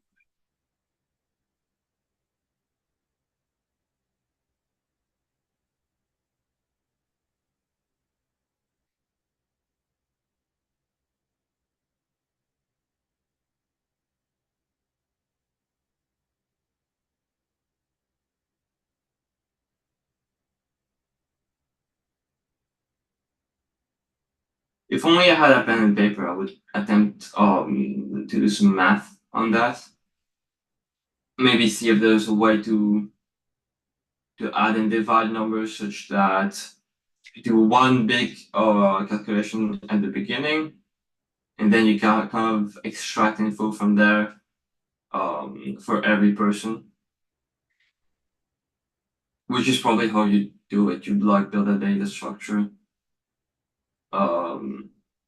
At the beginning, going through the plates, the dishes, and then going through the people, you'd extract their favorite dish from that data structure.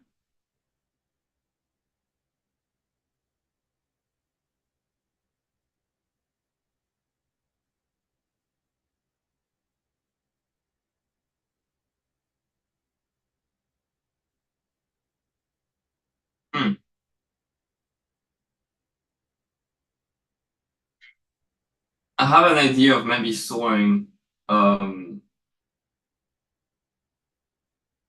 for each dish what kind of like ratings would be required to make it maybe above a certain threshold, maybe like above a certain score, or to make it someone's favorite dish. So like the best dish amongst all others.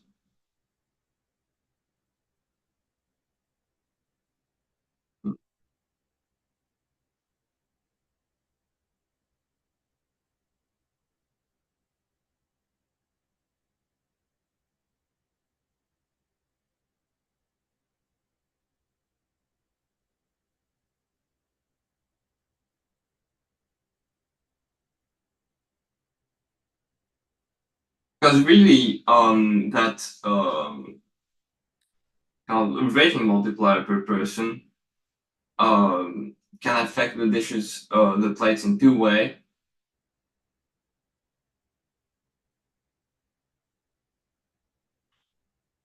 Because all the plates should be multiplied by the same numbers.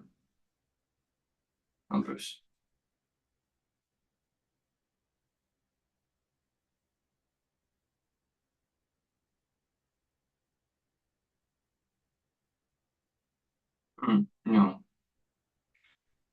Yeah, it's not an easy problem either, understandably. Let's take a look at problem. Ooh, actually, I see dethroners attempted problem J, but failed as well. Everyone seems to try to do J now. Some people solve problem C. Dethroners should probably take a look at that now. Problem C is solved. It was first solved. It was first solved a while ago, actually.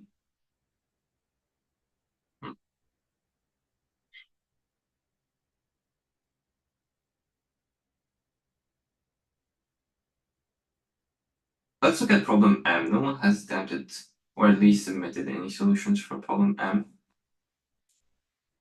Oh, this looks mathy. M, titled In Order. The opening ceremony for the Olympic Games will take place in the river with teams on boats. The layout of the athletes on top of the boats has been designed in a very specific way. For each team, the N athletes are conveniently numbered from 1 to N are arranged in a binary tree. The organizer has also designed the pre-order traversal, post-order traversal, and possibly empty consecutive parts of the in-order traversal of the binary tree that each team must follow.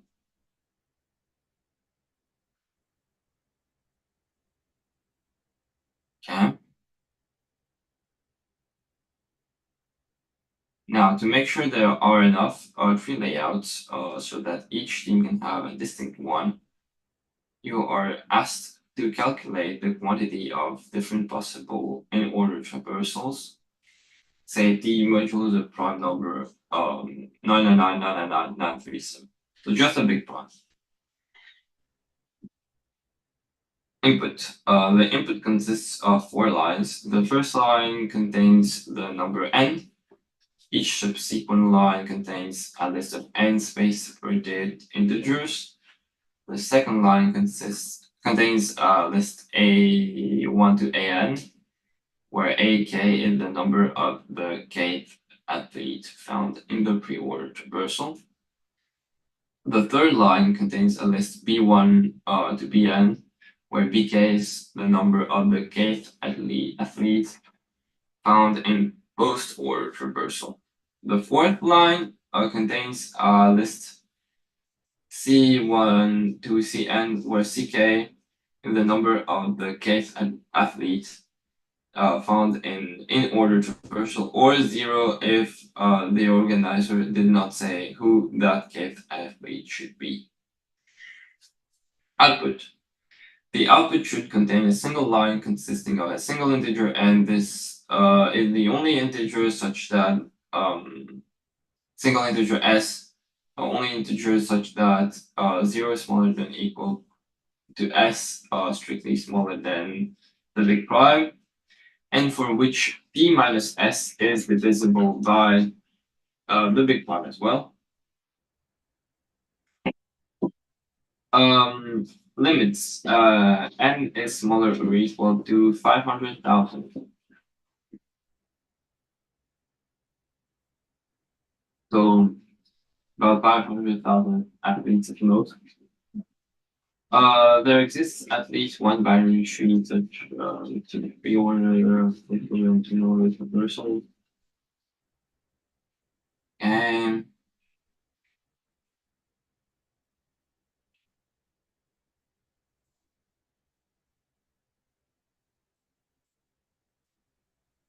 right, so we should output just T mod S, some number T mod, well, some number congruent to T mod the big prime number, sorry, not mod S.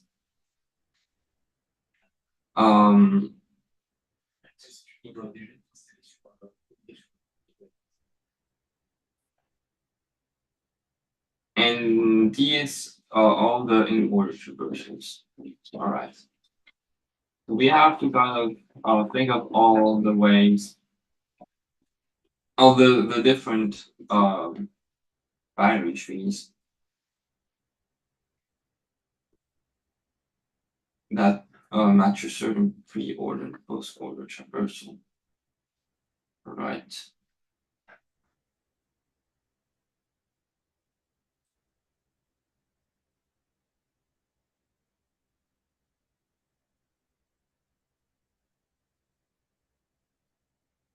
With the added constraints that the organizer can force a certain athlete to be somewhere in the in-order traversal. So either they say 0, which says up to you to decide, or they give an athlete number when listing the in-order traversals. And we need to find all the remaining possibilities which can put those athlete numbers they give us. Right. Simple input of numbers, output 2, I guess the possible in-order traversals. And the possible in-order traversals are for, well, here I'll read the numbers. In pre-order traversal 1, 2, 3, 5, 6, 4, 7, 8. Post order 5, 6, 3, 8, 7, 4, 2, 1. In order unknown, unknown, 6, 2, 4, unknown, unknown, unknown. Of course, I replace the zeros with unknowns to highlight the fact that it's just that we don't know what athlete is there. And the different traversals that are possible are 5, 3, 6, 2, 4, 8, 7, 1, and 5, 3, 6, 2, 4, 7, 8, 1. All right.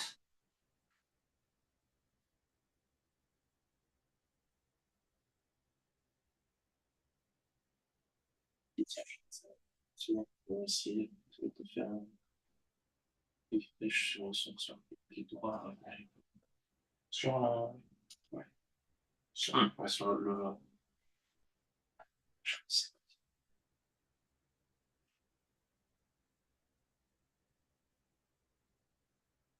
That for sure seems like the hardest problem of the bunch to me, at least. You probably would need to have a very strong grasp on graph theory, maybe binary trees, all the theory around that.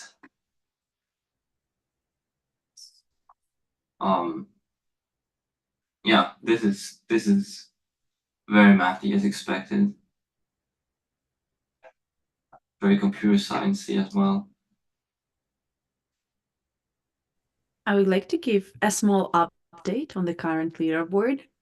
First of all, I'd like to congratulate Team Exotic for being the first to solve problem D. And this is very exciting. I think that this is a new open problem. This opens all kinds of new possible strategies and opportunities for other top teams. So this is action. This is great. And I would like to also thank Dmitry Dolgopolov, who brought it to our attention that the submission from Volterra Gang on problem J was in testing queue surprisingly long, and we were able to track down that issue with the public leaderboard as well as our broadcast leaderboard, and it should now be fixed. So thank you very much, Dmitry. We're very happy to have you here. If you have any more questions on the leaderboard state or any other details, please let us know. But currently, as we will go up to the first place, you will see that Volterra Gang submission on J was indeed correct. And so they are currently the best team with 7 solved problems, which is exciting. And even though we had this display issue on our side, team was notified about the fact that their solution was accepted in a timely manner, as I can see that through our work communication channels.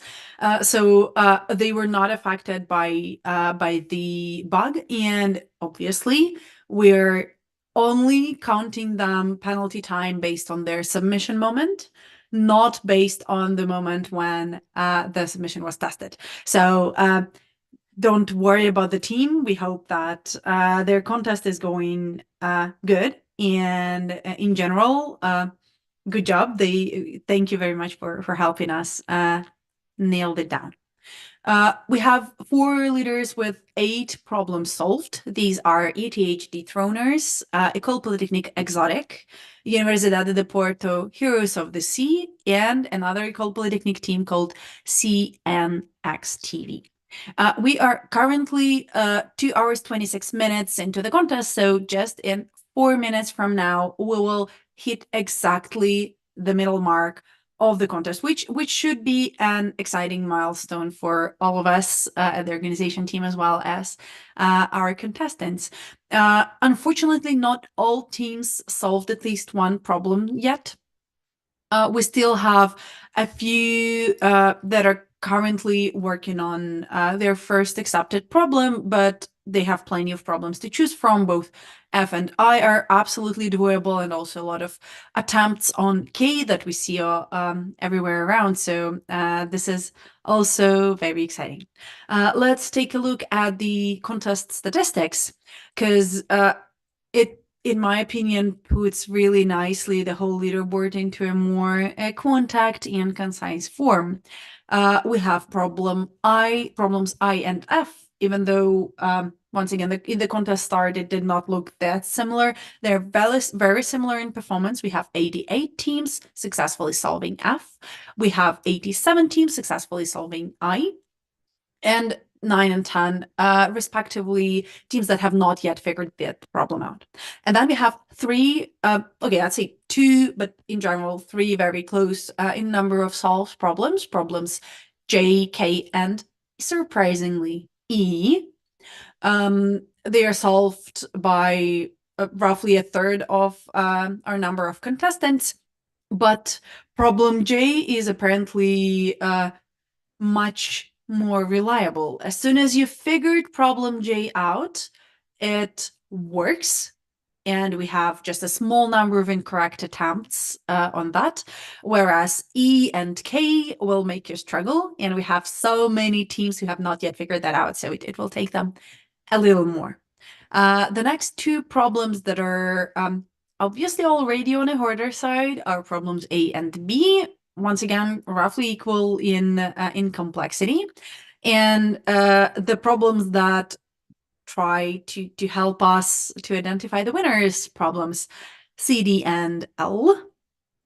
And we have an attempt on problem G, but let's see if Dethroners can actually push through and once again take a solo lead, being the single team solving 9 problems. So problems G was not yet solved by any of the teams, and surprisingly, the 5 teams that tried solving problem G are somewhere at the second part of the leaderboard. We have University of Rennes at 52nd position, Mainz Nancy at 56th, and Universidade de Estúdio de Odin, I think, in 60th place. So the problem G was not really attempted by any of our leaders yet, except for Dethroner, who's already been working on that for quite some time, but we'll see in a second if it was a successful submission. And if yes, once again, right, the same way it was at the beginning of the contest, our leaders will have a tough choice to make.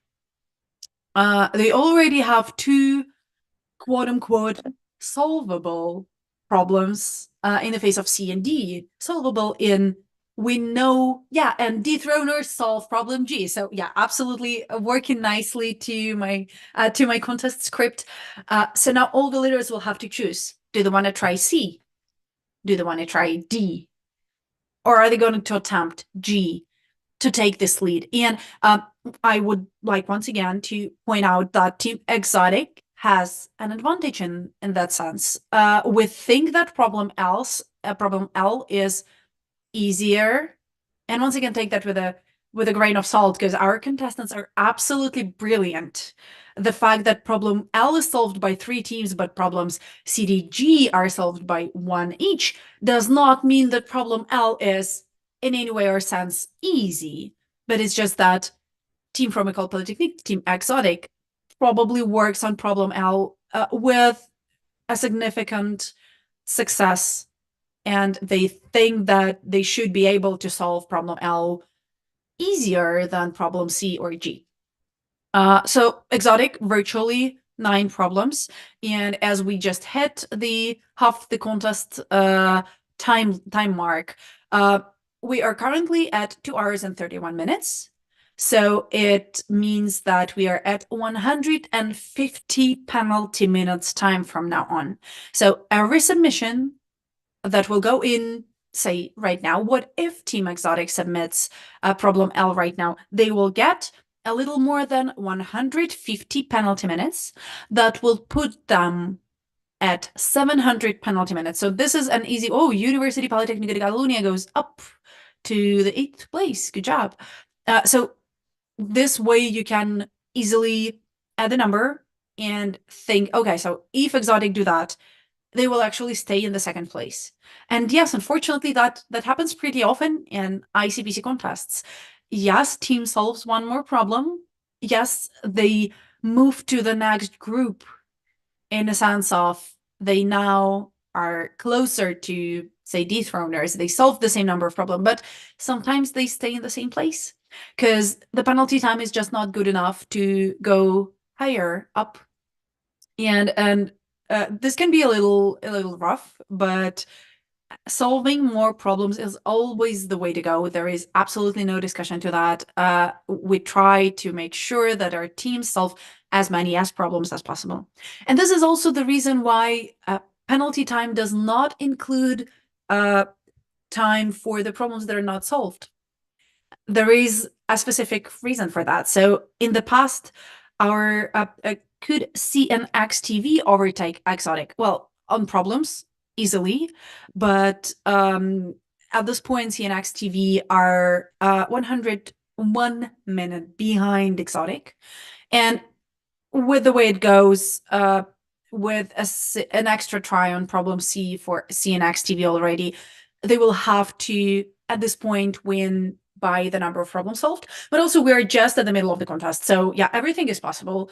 I can absolutely see the situation, and I've seen a contest like this where team in the lead just surprisingly faces a problem that is a wall for them, and they will spend probably even more than 10 incorrect submissions trying to solve specific problem, and then, well, absolutely it will be possible to overtake them. We have a submission from Voltaire Gang on C, unfortunately incorrect, but this time delivered in a timely manner to our live broadcast as well, so this is great. Let me tell you a story about the penalty time. So a long time ago, ICPC contests did add penalty time for every problem, regardless whether the problem was solved or not. So in this case, Team Voltaire Gang would have extra 40 minutes of penalty time to their existing because they did 2 tries on problem C. And once at the World Finals, team of Baylor University was not yet winning, but actively trying to solve 1 more problem at the very end of the contest. And unfortunately, because they were gaining more and more penalty time for every submission, they tried again and tried again and tried again. And so they moved from the 2nd place to the 5th place, just because they decided to work as hard as they can and try and solve 1 more problem. Whereas leaders that year decided to not push for another solution, and they just stopped solving problems at some point. neither team solved an extra problem.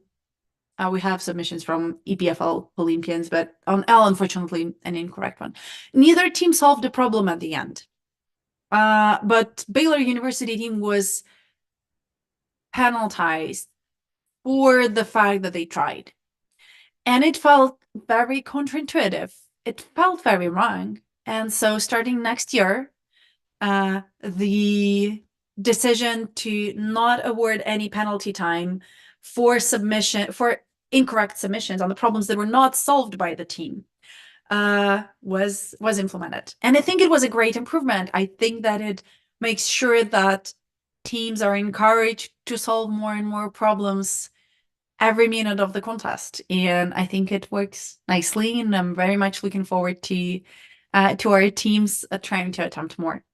If we ever look at the diagram of the percentage of correct submissions, a very funny thing is that even though number of submissions increases significantly with the duration of the contest, so the later we are in the contest, the more often contestants decide to just submit a little carelessly, but the number of correct solutions during the contest is roughly linear. And so as we go through the contest, the percentage of correct submissions actually goes down with time, which is exciting, but also very natural, because our contestants only have one computer to work on. And so they have to manage the way they use this computer very carefully.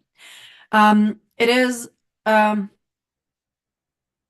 very complicated task. You need to make sure that you spend as few time at computer as possible.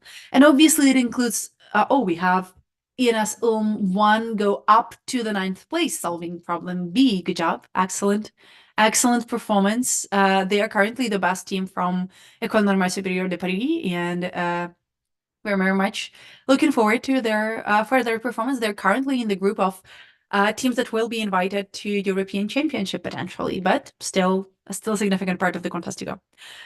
I'm sorry, I lost the train of thought. Teams are trying to spend as few time at the computer as possible, because computer is very limited. You have only 5 hours of computer time, but you have 15 hours of human time, in a sense. And one way to do that is obviously to try and type as fast as possible, which our contestants are practicing a lot, and they make sure that typing is absolutely not an issue. And you can also solve problems faster, which is self-explanatory, but you want to try and solve problems without taking up the computer time. So most of our contestants are solving problems with just a piece of paper and a pen. And when they implemented a problem and then they submit it, but they get an incorrect submission, it is often very critical to be able to find a mistake in your solution without taking up computer space. And on larger on-site competitions, like ICPC World Finals, teams are actually printing out their solution and then freeing the computer.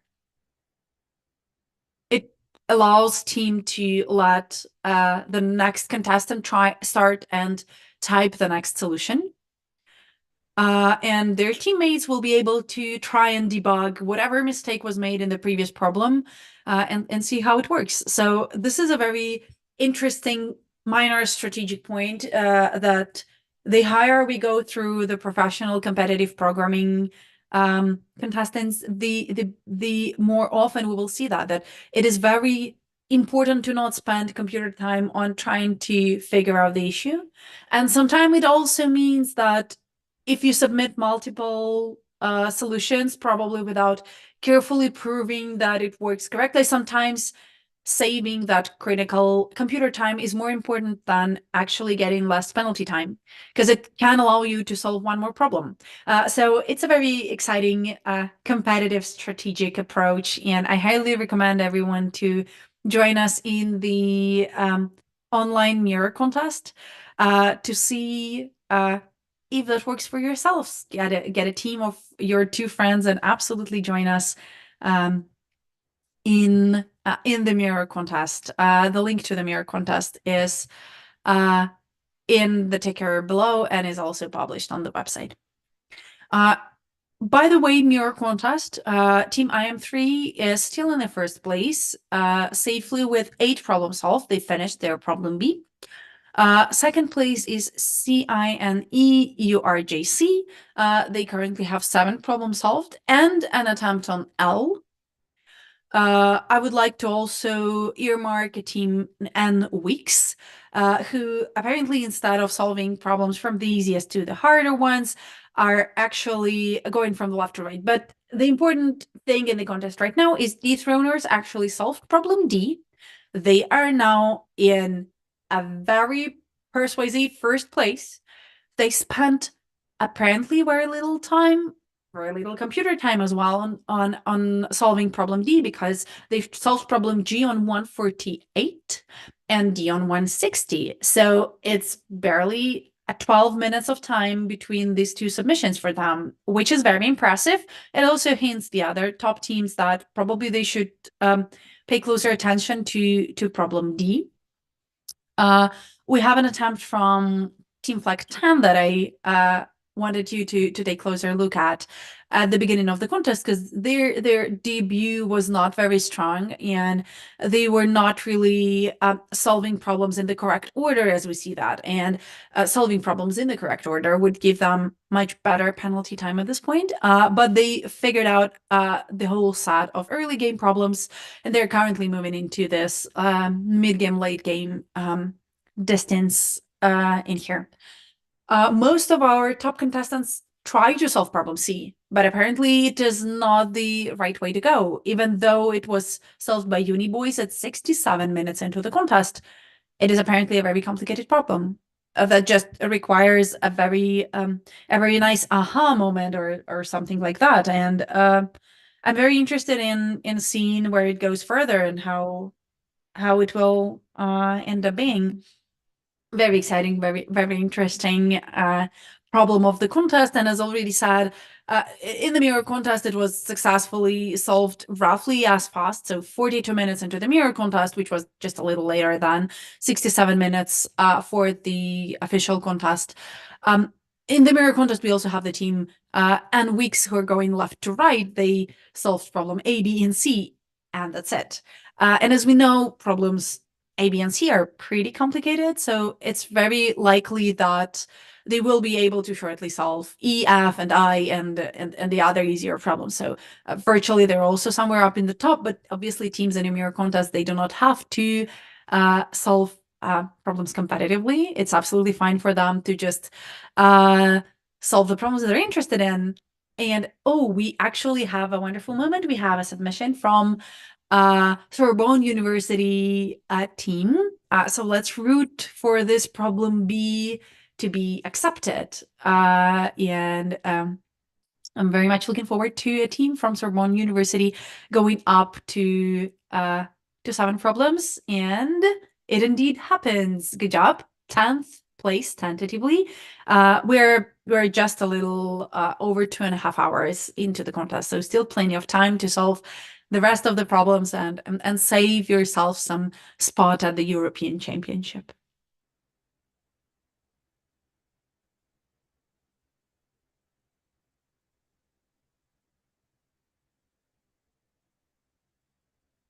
Dear spectators, let us know who you're rooting for.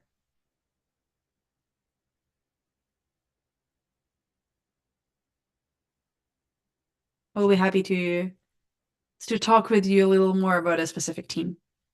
Oh, and I absolutely asked about the history behind the very funny, very long team name from Artois University, but unfortunately, I have not gotten any explanation yet. So let's hope that after the contest, team goes to one of our social media and absolutely tells us how it goes.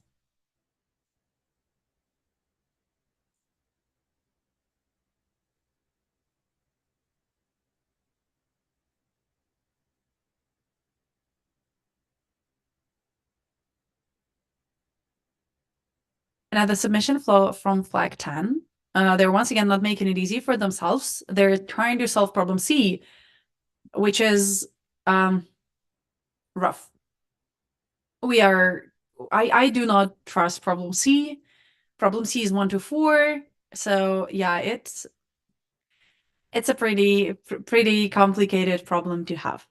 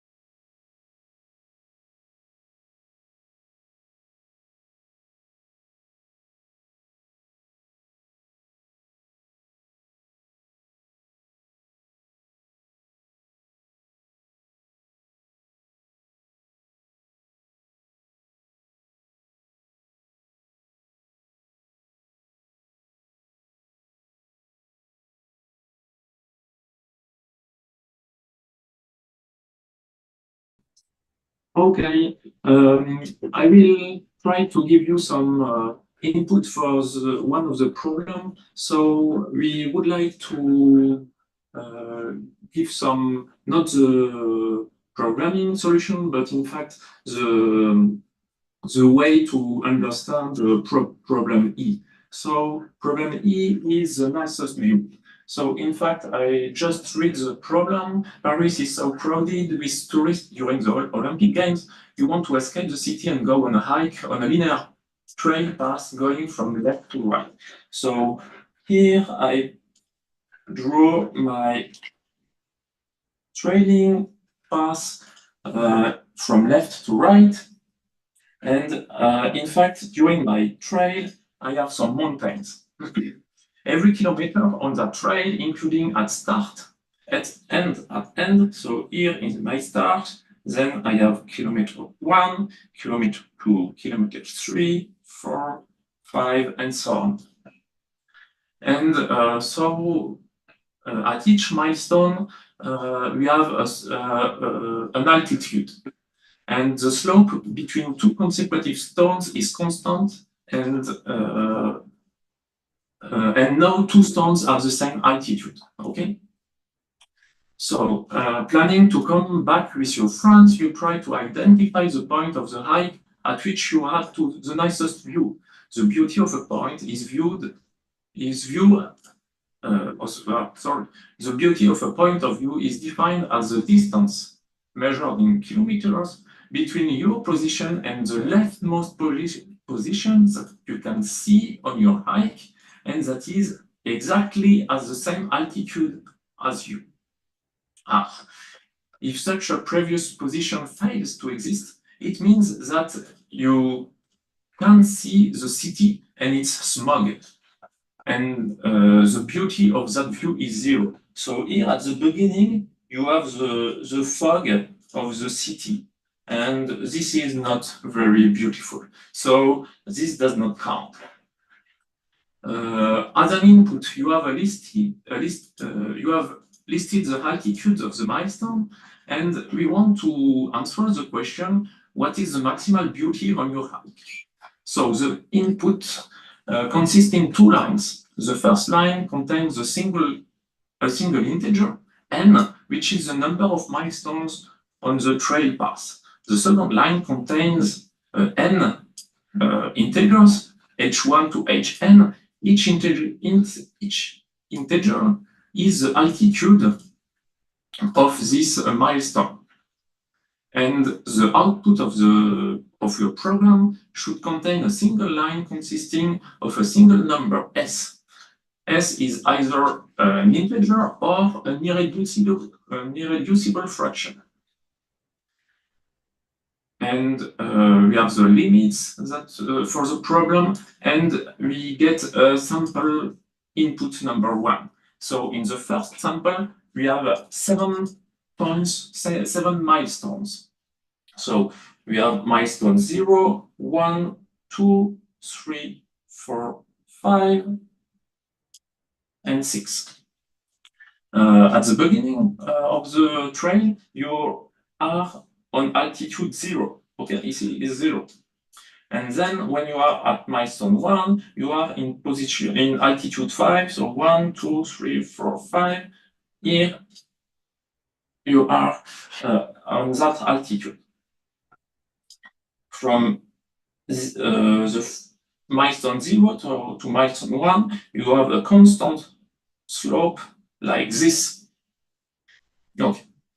Then on the milestone number 2, you are at position at altitude 3, so you are here, and you have a constant slope like this. Then at milestone number 3, you are at position at altitude 1 here, and so you arrive at this altitude. Then at milestone 4, you are at altitude 4, right? So 1, 2, 3, 4. Okay, you arrive this way. Okay. Then milestone 5, you are at position 8, at altitude 8, so 4, 5, 6, 8, you arrive here. Okay, and finally at the last milestone, number 6, so the 7th milestone, you are only at altitude 2, like. So here you see the. So I just wait for the refreshment of my picture. Okay, now you have the mountains, slopes that are given as an input. And during the trail, you always look to the left. So for example, if you are at this point here, and you look to the left, you cannot see another mountain. You just see the smog of the city. So for this point, the value is 0. And this is true for the first slope entirely, because when you are here, you always see the smog. So here, this is also 0. But now, if you are at this point, and you are looking to the left, in fact, at the same altitude, you reach this point of the mountain. And so the beauty of this point is the length of this almost unit distance. And so now the question, so for example here, when you are on the top of the mountain, of course you cannot see another mountain anymore, so here you have also beauty 0. And so on the picture here, you see that we have the intuition that the best beauty is reached at this point here. Why? Because at this point here, you get the length the distance between your point, your position, and the leftmost, the first part of the mountain that you can see is this one. So here we get something that is a bit larger than 3 units and something. And the something is depending on the slope between your previous milestone and the next milestone. Okay, and here for 1 unit in this direction, you go up by 3 units.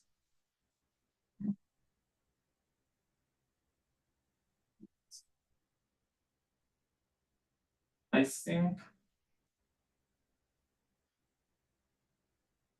Oh, my picture is wrong. So let me just correct a little bit my picture. So this is altitude 7 instead of 8. This is 7. So this is not correct. So here I just come back with a correct value 8. And here now I have my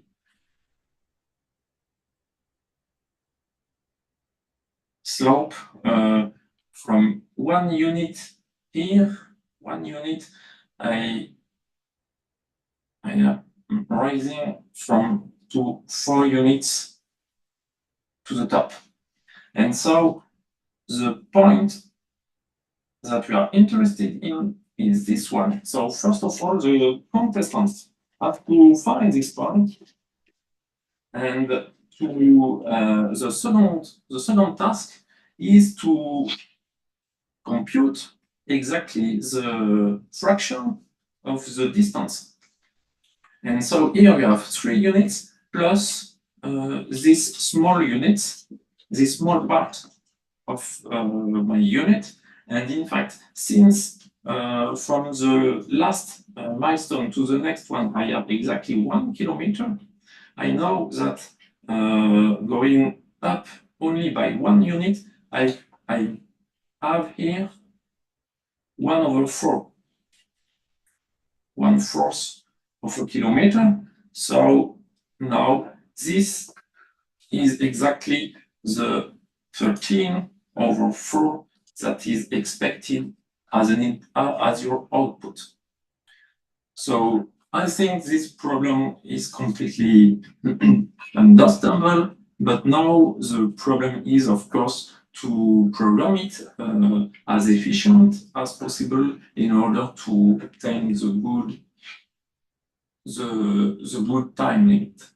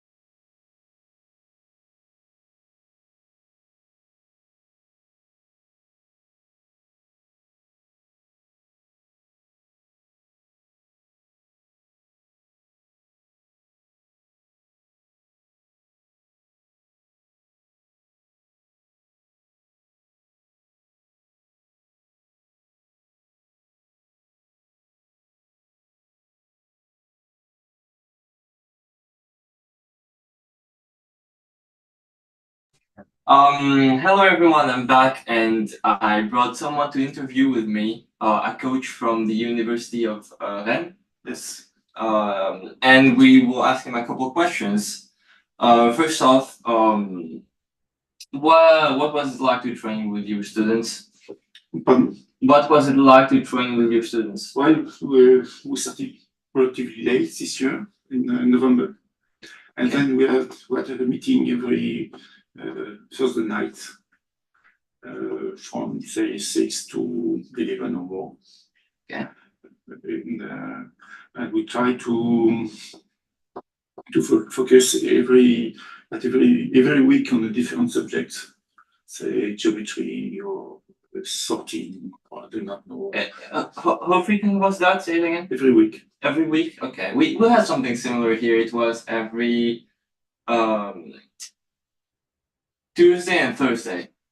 Yeah, they did it on. Depending on what's the best time for you. They did it on Saturday too. Yeah, towards the end we switched to Saturday. Twice in a week. Yeah, twice a week, but towards the end we just did more on Saturday. Okay. So what are your expectations for your students? Say to be in the first half. First half, okay. They currently, let's see, how many problems have they solved? 3. The last time I looked at it was 3. All right. You see line tips 1 at the bottom of the page. Okay. Yeah. And C49. yes, so they solved. It's okay. It's the first half. They solved problem F, problem I. What else? K. Can you scroll a little? Yes, that's all. And we'll see the other attempts. Okay, no attempts on the others, and they're currently probably going at problem G. Well, I hope you. Problem G is a hard one. Yes, but I hope you will go to problem E. Because it had been massively solved. Problem E? Yeah. Yes, but many teams. I haven't In looked fact, at I do problem not understand the way they do not try problem E. I haven't looked at problem E yet, Okay. personally. We got some intuition about But indeed, problem J seems to be a good target too. Problem J is very, very hard, it seems. Can you scroll to the list of that? Many teams have already solved it. J? J. Not G, J. Oh, okay. Yeah. Yes, right. Right, yeah. It comes to be Yeah, it looks like a good target as cheap. well. Yeah, but it took a long to solve apparently. Like Maybe they just started late. you usually start by the easiest one. I think it's not as easy as it. When was the first solve? 37 minutes in. Okay. Yeah. It's still pretty soon. Yeah. And that was the first problem double E thing solved. Okay. So it takes about 40 minutes to solve for the best. Okay. And you say you would like your students to be in the first half, right? Oh yes. Yeah. Including for my own esteem. In fact, we participate in this work since say 6 or 7 years, and we went from 20th place to the last place, last rank in the classroom. So I think So medium expectation is a wide bracket yes, of yes. places you could end up at. Are they good students in general? Yes, they are, Yeah. but sometimes maybe they ask to see the opportunity of something or to. There's also probably a lot of There's stress. the statistical part of the competition, which is difficult. Right.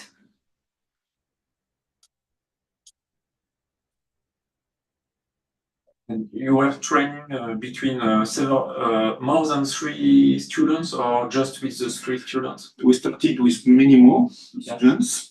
It was kind of internal selection. Okay. But an informal one. There was no test and no nothing. It's more like the most interested students Yes. remains. Yes. And we were training with a team from ENS Rennes. Yes. And we, with other students, we were not expecting to participate in this work, but They were welcome. they were welcome and they found the fun of training. Right. It was nice. Mhm. And we were several coaches, and one is from a company based in Rennes, based in Lyon, Rennes, and some of those places. And so this colleague is very fond of commodity programming, and is very active in our team. Mhm. Right. And what year are the students in? They are in engineering school in Rennes, in the University of Rennes, and they are in the third year and fourth year Okay, so after high school. third year of bachelor and first year of masters, right? Yes. Yes. Right. Is there anyone that's like better than others? I would assume the ones in the masters are performing a little better.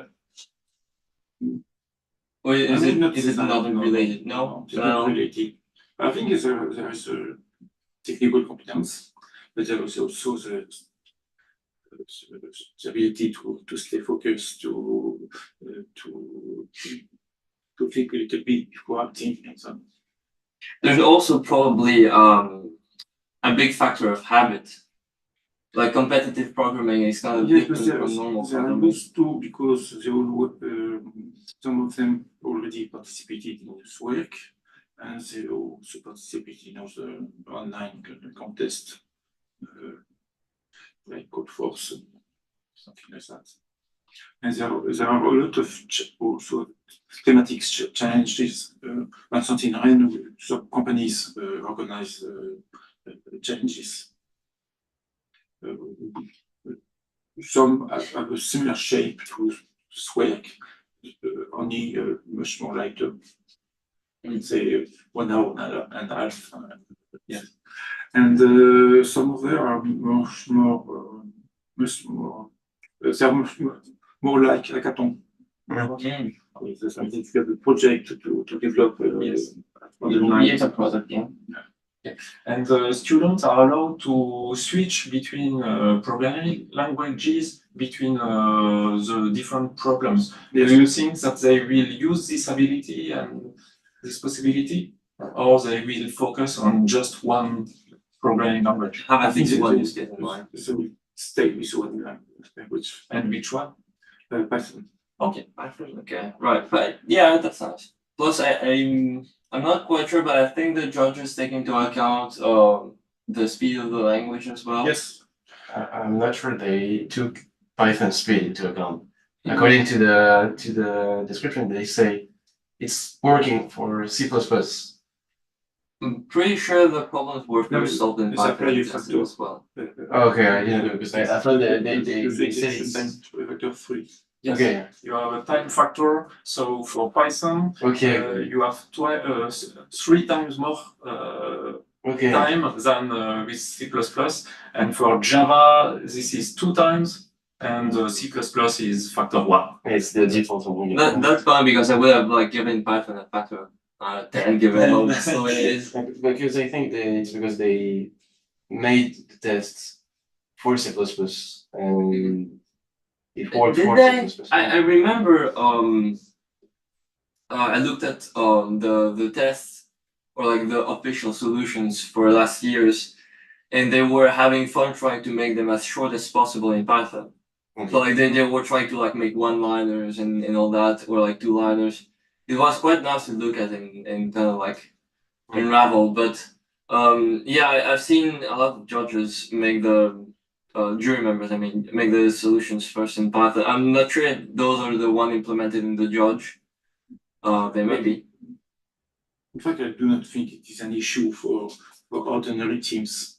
Yeah. Yes, it is an issue for the first ones, but it is an issue for us. Okay. There's no, The goal is the candidates are very keen on discussing with these subjects the speed of languages, but I don't think it is an issue for Okay. for ordinary teams. Mhm. The first issue is to to find the smart algorithm. But it's more about time complexity after all, which means if you have the right algorithm, you'll be way under the time limit, and if you have the wrong one, well, you'll be way above. For the first problems, yes. It's closer to the time limit for the I think problems. there may be some hard problems which are very close to the limits, and you have to be smarter. Because I've seen, for example, problem M, and I'm not remembering quite well, maybe J, or G, I mean, that had numbers like or like amount of data in the order of 500,000. So I will assume that if you do that and have an algorithm that solves the problem in n log n, you'd be fine no matter the language. But if you have n squared, then it's over. You cannot solve it. Yes, So but this is a question of the algorithm, not a question of the language. yeah. But sometimes the inputs are so large, you have You really do have a to couple find languages. the best way of reading the file. Yes. But even on the site from SWEC, there are advices on the subject. Yeah, there are ways, for example, to read input. I'm pretty sure you don't use the input function in Python, and you read std or read line or something like that.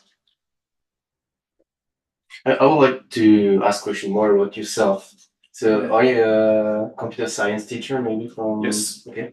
And have you been doing this work for a long time, or? No, not at It's the all. first year. No, it's not the first year, but in fact, I have a new colleague arrived in Rennes from Hungary, say 10 years ago, or maybe a little bit more, and he brought with him the envy to go to this work, and so we did together, and we started students to this work. To be frank, before we met, I didn't know about ICPC or this work. Yeah, it's a common issue. Like a lot of students in, even though we are training for SWEC every year, most people don't know about it. Like there's a lot of advertisement about SWEC. It's really strange, and sometimes and because of that, it's hard to have someone for the next year. Yes. To train or to participate. Also, there is kind of competition between competitions. Yeah. So I used to send students to hackathons and something like that, but I didn't know this work. But for me, it was a very nice discovery, and very pleased by the. It's hard because it seems like a big event as well. Pardon? It seems like a big event. Yes, it is. So it's odd that like people don't know about it. It is much bigger than all the local events we know in our regions. Plus, after this one, if you're like in the top bracket, you can qualify for the next contest, which is Yes. in the whole entire world. When I say the first alpha, I didn't say the first. Yeah. I mean, maybe we still have time. But yeah, I have anything to say. No, thank you for all. Okay. It was a very nice. Thank you very much for coming by. And yeah, we will cut the.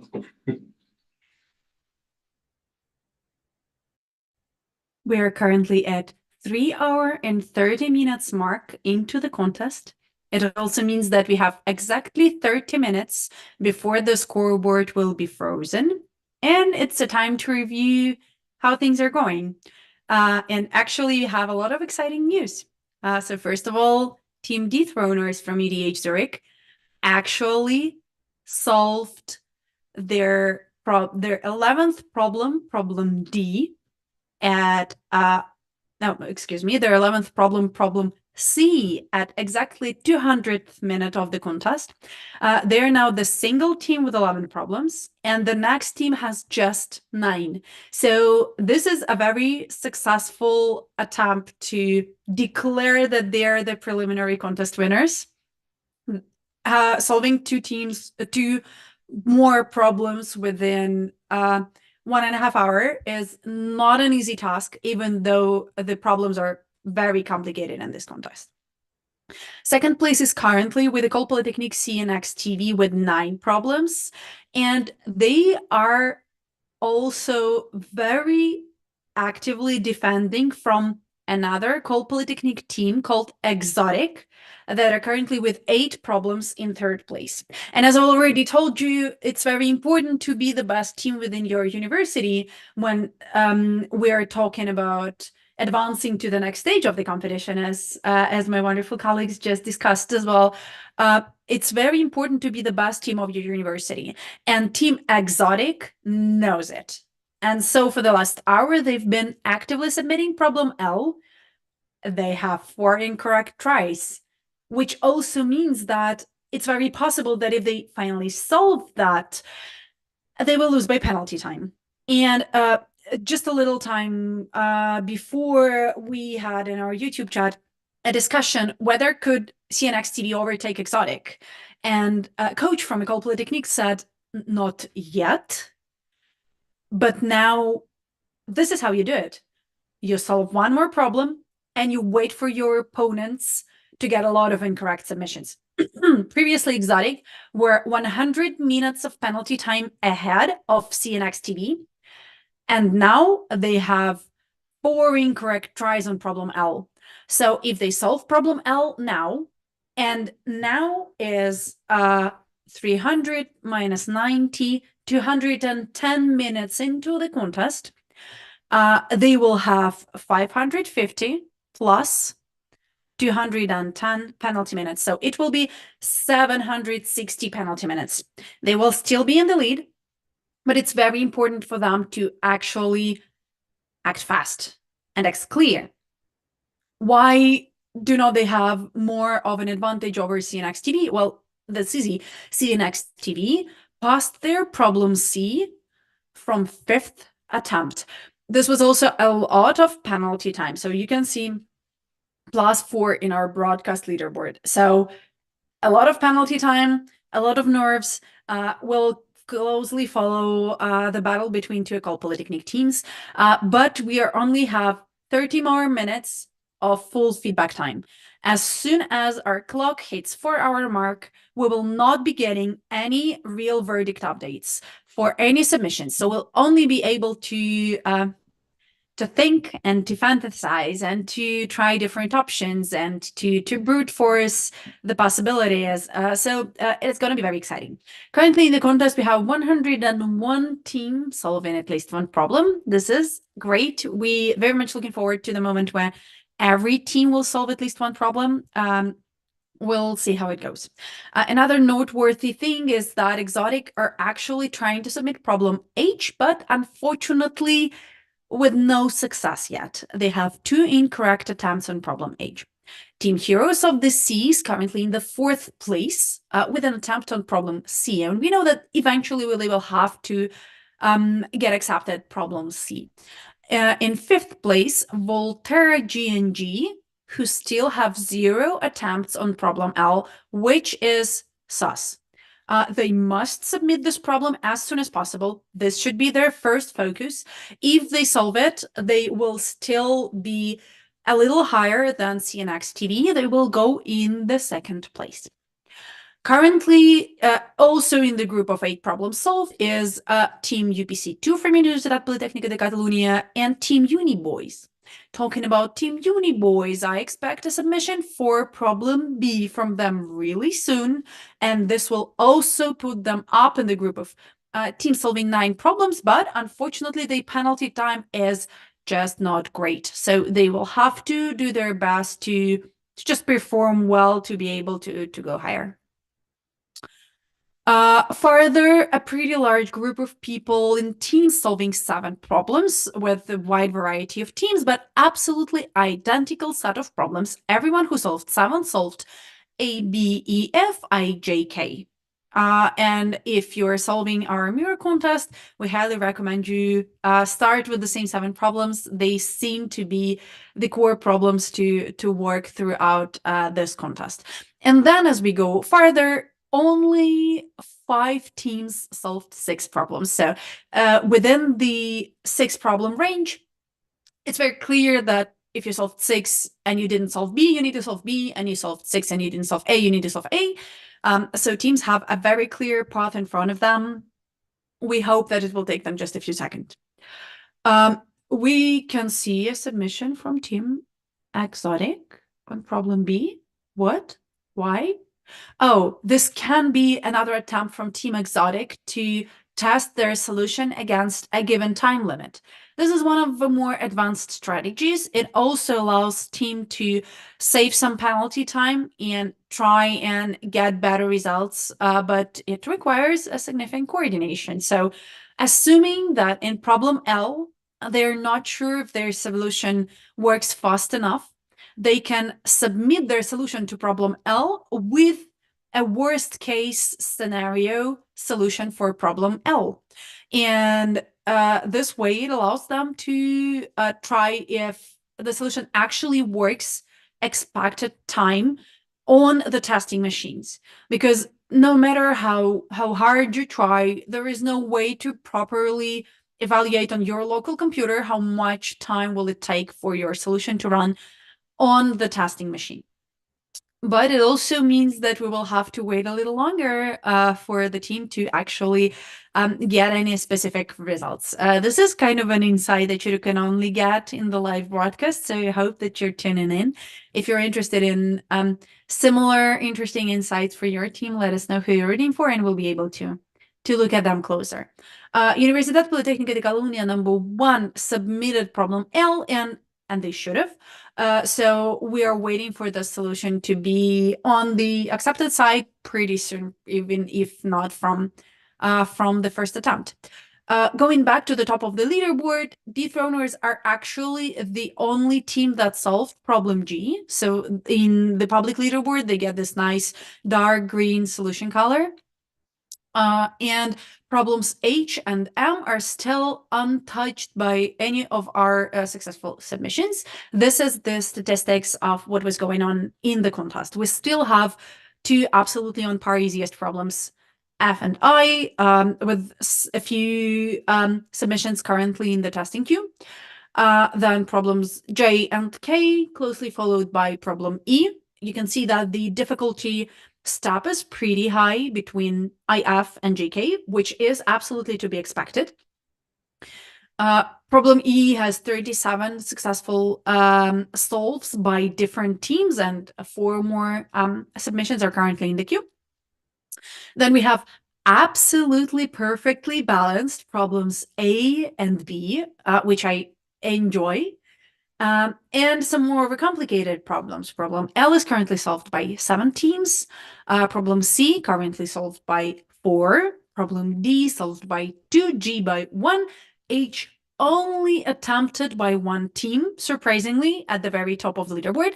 And problem M not attempted and not solved by a single team of today's contest. Situation is basically the same in our mirror contest, where problem M is equally untouched. Let's see if some of the teams will be able to solve this problem, probably after the contest end, probably just, like a homework to do after the contest, just to get things done, just to finish what they've started. This should be a pretty exciting moment for them to do. I would once again like to repeat that we expect 3 teams from SWERC to advance to the World Finals. And if the contest ended right now, we would have invited to the World Finals team from ETH Zurich, Dethroners, team from École Polytechnique called CNXT, and a team from Universidade de Porto called Heroes of the Sea. This is very much preliminary. We still have more than an hour of the contest to go.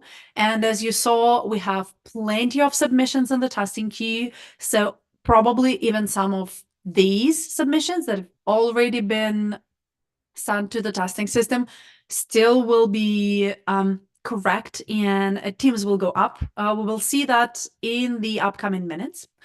To get the latest updates, you're absolutely welcome to just visit the official SWERC website with all the wonderful links to the competitions that we have currently running, leaderboard and mirror contest, as well as an excellent information about the team. And we have a submission from Heroes of the Sea, but unfortunately, specifically the problem C, yeah, it's just not given in. Unfortunately, Heroes of the Sea are currently staying in the 4th place with 8 problems solved. But it's great to see that they're attempting problem C. We know that it's absolutely solvable. We have 3 late contest tries on late contest accepted on minutes 182, 200, and 202. And we have a very early solution to that problem from Uniboys at minute 67. So they are absolutely going the right way. I think this is the right decision to try and solve specifically this problem. We'll see if our team shares that sentiment after the contest end. But if you are the team dethroners, well, your options are obviously very limited with the number of problems that are left in contest, but also absolute lack of information, as we've discussed previously. It's very difficult for them to be the trailblazers for every other team. They still have to figure out the problem order. There is nothing they can base their decisions about the problem difficulty outside of this very simplistic, team from École Polytechnique submitted twice incorrectly. And it absolutely could have been a decoy submit that was just typing something randomly and not getting anywhere. So they still have to only rely on themselves. In the other news, we are looking at the board of top 12-ish, 10 to 12 teams in their leaderboard that will be invited to the European Championship. And this is a very exciting moment for me, because I'm very much looking forward to following a contest where best teams from 4 core European regions will be able to face off against each other, not on the world finals, but on a super region level competition, on a championship level event. And obviously, European regional contests are Southwestern Europe regional contest that we are following on currently. We also have Northwestern European regional contest. We have Southeastern European regional contest. And we have Central European regional contest. So all these contests, I hope that I'm not mistaken, have already passed. The SWERC is the last one that we are looking forward to identifying the best teams of. And so all the other competitors from all other regional championships, regional contests are already identified, and we just want to make sure that the best from this contest are successfully joining them. In the meantime, Exotic finished got yet another accepted submission on problem B, and accepted submission on problem B does not move them up. Pay close attention. They solved problem B 35 minutes into the contest. But now, 3 hours and 44 minutes, they're still submitted in problem B because it does not add to their penalty time. And this is a way for them to test their solution. And I am actually expecting Team Exotic to submit problem L very soon. Talking about problem L submissions, we also have a submission from 5th position from Voltaire Gang from Universidad de Pisa on problem L, but unfortunately it's still in the testing queue, so we'll only learn about its result in a few minutes. Obviously, as I've already mentioned at the beginning of the contest, the farther into the contest, the more intensive submissions are, the more often teams decide to submit. Surprisingly, this does not mean that they will get good results more often, but rather it allows them to save some time at the computer. And I hope that for the top teams that are currently fighting for top 3, and top 3 is absolutely doable. Let me remind you that the first criterion for scoreboard sorting is actually just the number of problems solved. It's very important to solve more problems. This is the most important thing. University Polytechnica de Catalunya gets accepted to problem L, and they go up to the 6th place. So we now have 2 University of Catalonia teams in a row. Oh, wonderful. We have some excellent news. Yay. Oh, we will have a really cool guest next. Oh, you will enjoy that. This is going to be so exciting. This was the moment when I first talked to that person over a video call. I was absolutely very excited that we're going to have an outstanding SWORC regional contest. Oh, you will enjoy that so much. I'm so happy to be the warm-up musical group before the real performance. Oh, this is going to be excellent. I hope you're just as hype as I am. So the first criterion is always solve as many problems as possible. And currently 2nd place is 9, and then teams up to 9th place have 8 problems. So any of these top 3 to 9th place teams can solve 1 problem, get into top 3 guaranteed, and then they go to the World Finals. It's as easy. For each of them, it's just, if we want to end the contest like in 5 minutes, what do we have to do within this 5 minutes? Solve 1 problem. Nothing different, just solve 1 more problem. But, well, other teams think exactly like that as well. And they will also try to solve this +1 problem as easy as possible, as fast as possible, which is fun, which is the most exciting part. During the freeze time, we'll be able to sometimes show you the optimistic leaderboard. So what would have happened if every submission that currently would be in the leaderboard will be accepted? And it will shuffle the leaderboard significantly. You will be able to see that in our freeze time broadcast. This will not mean that whatever is optimistic is actually happening, but it gives us a very nice overview on what would actually happen if this team will submit the problem instantly. So absolutely stay tuned for the freeze time as well. I think that it will still have a lot of interesting updates, as well as all the submissions that are currently in the queue eventually will get tested, and we'll see the results. Let's see how many submissions do we have in the queue. Most of the submissions that we have in a testing queue are just like 4 to 5 submissions per problem. So that's not too many. We have roughly about a dozen teams who are currently waiting for their verdict. And they're very equally distributed between problems. So some of the easier ones have their own target audience, have the teams that are working towards, and even one of the more complex ones. So for example, for problem C, we are waiting for a verdict for Universidad de Roma La Sapienza. Even though they're not in the very top of the leaderboard, they still have an attempt on problem C, which is very exciting. One of the more difficult problems of the contest. I'm looking forward to more teams solving that. Which is my favorite team. Oh, I absolutely love following the teams with great names and weird strategies. I'm currently very closely following and somewhat rooting for the team Flag 10. I think that they got screwed over by their initial strategy, but they can still absolutely come back and do something cool with that. I enjoy teams that have this built-in university name into their team name. Dethroners, obviously, but also tautology for TAU, Tel Aviv University, which is pretty cool. And Uni Boys, obviously, because they gave every team in this contest a run for their money with problem C, and the number of incorrect submissions of problem C is absolutely their fault. Brilliantly solving problem C 67 minutes into the contest. I'm very much looking forward to team from University of Bologna to solve problem B, go up to the third place, and then figure out whatever follows.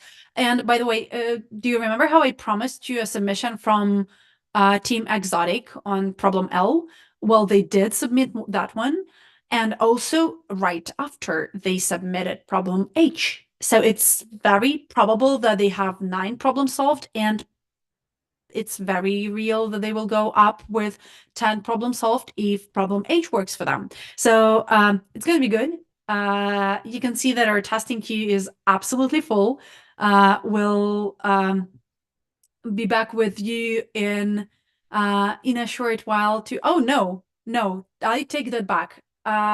Voltaire GNG solves problem L. I'm not going anywhere. I'm absolutely waiting for all these exciting submissions to finish testing. We have a new team in the second place, Voltaire GNG, 866 penalty minutes, which is a pretty safe distance in front of CNX TV. They are currently at 9 problems. And the only thing that's left for them to do in this contest is to decide on that one additional problem that they will be solving throughout the rest of the contest, I believe, to keep that second place and to defend that second place from the teams to come. There are not too many teams that still can overtake them, even if they solve 9 problems. We've already discussed that Team Exotic is very likely to solve problem L, but they have 4 incorrect submissions there, which is 80 extra minutes. And we are currently at 3 hours, 52 minutes. So you can think that we are at 230 penalty minutes. And if they accept a submission right away on L, it's going to be 550 to 30. And why would I even count that? This is exactly what happens. And they are getting 858 submission minutes, which is just barely 10 minutes in front of Voltaire GNG. Another change, another new second position. Exciting and hype. A look at the top of the leaderboard as we are scrolling by. There are a lot of updates in there. And don't forget that Exotic still have a submission on problem H already in the testing queue. So they will be able to actually push that through. That safely puts them into the temporary second place. But we are waiting for more submissions in the group of 8 solved problems. There is a lot of things that they can do. Flag 10 actually submitted problem C right now, and it is somewhat surprising for me. Still no submission in problem L is worrisome. They absolutely should go and submit problem L, and there is no way they have not yet approached this problem. I absolutely see that problem L is solved by so many other teams that there is no reason for them not to try it. So yeah, Exotic, in the meantime, their submission on H was actually tested through, and it is unfortunately an incorrect submission. So they're not getting their 10th problem solved right away, but you have more and more and more attempts over there, and things are looking very, very exciting. Yeah, here you see that Exotic H is WA, wrong answer, and Uniboy submitted problem B, which, if correctly solved, brings them up to 9 problems solved as well, unfortunately with pretty bad penalty time, but with a very reasonable place to be. In the meantime, Exotic should also start working on problem C. It was very unfortunate they had to spend so much time on problem L. Let me remind you that the fastest solution on problem L was 22 minutes into the contest, right at the very start. Problem L is not complicated, but Exotic spent not only got 228, 10 times the penalty time of the fastest solution on the problem, but also 4 incorrect penalty submissions on top of that. So it's like basically 350 penalty time right away, which absolutely breaks their strategy for the contest, and hopefully will not affect that too bad. But still, yeah, something that I hope they can recover from. Recovery from a very rough contest start is a common topic that a lot of teams struggle with. And with ICPC contests, always running just one day, it's much more critical than, for example, for IOI individual contests that are often split into 2 days, and you still have this like day to recuperate, to figure out your strategy, to clean up your plan. We have actually worked through the whole testing queue, but the 2 submissions that you currently see from Inza and Praise the Snake.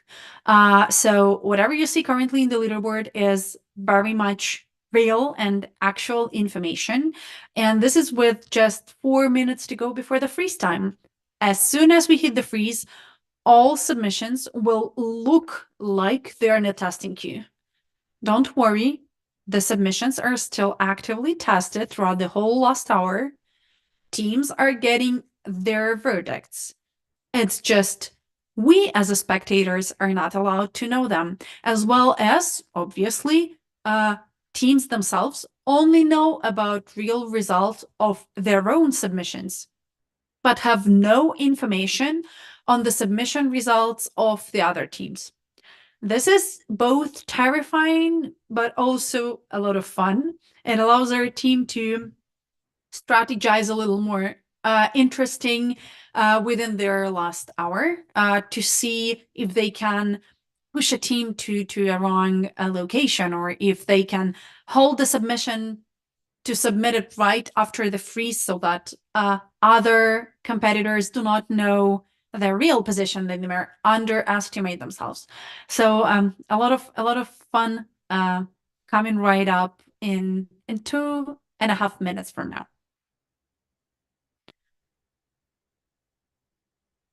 Surprisingly, when we worked through the testing queue, we did not have too many accepted submissions. Our leaders were absolutely untouched by the testing queue, as well as our top 4 teams with 9 problems are currently firmly in place. Second place, École Polytechnique Exotic. Third place, Universidad de Pisa, Volterra G&G. École Polytechnique, CNX TV in 4th. And Uni Boys from University of Bologna in 9th. And the single team that looks the most promising out of these team solving 9 problem is absolutely Team Exotic, because they haven't solved problem C just yet. But given the problem C is solved by some other teams, if they started working on that long enough ago, they will be able to probably work through. And they have 3 attempts on problem H. Even though it was not yet accepted by anyone, it still means that they have at least some work put into this problem as well. But I'm afraid they will have to make a tough call and focus all their attention on one or the other. There is no reason for them to work through both of those problems, because I assume that if they get at least one of them, they're still safely in the world finals. They're nicely defended from the other École Polytechnique team, and it just looks very good for them. We have a submission from UPC 1 from 7th position on problem C. We'll be able to see its verdict regardless of whether it takes longer than the freeze time or shorter than the freeze time for it to test through, because all submissions that were submitted before 4 hour marked will be publicly evaluated and we'll know the feedback. But all submissions that will be done in 30 seconds from now, and UPC 1 finished testing problems. Yeah, unfortunately, it's a wrong answer. And all the problems that will be submitted after 4 o'clock will be secret. There is absolutely no difference whether the submission will be tested quickly or not. We are only counting the submission moment, not the evaluation time. And welcome to the freeze time, everyone. I hope that the system will work nicely. Let's give it a minute. And in an hour, the contest will absolutely end. we'll see how it goes, and stay tuned for some more exciting guests to come.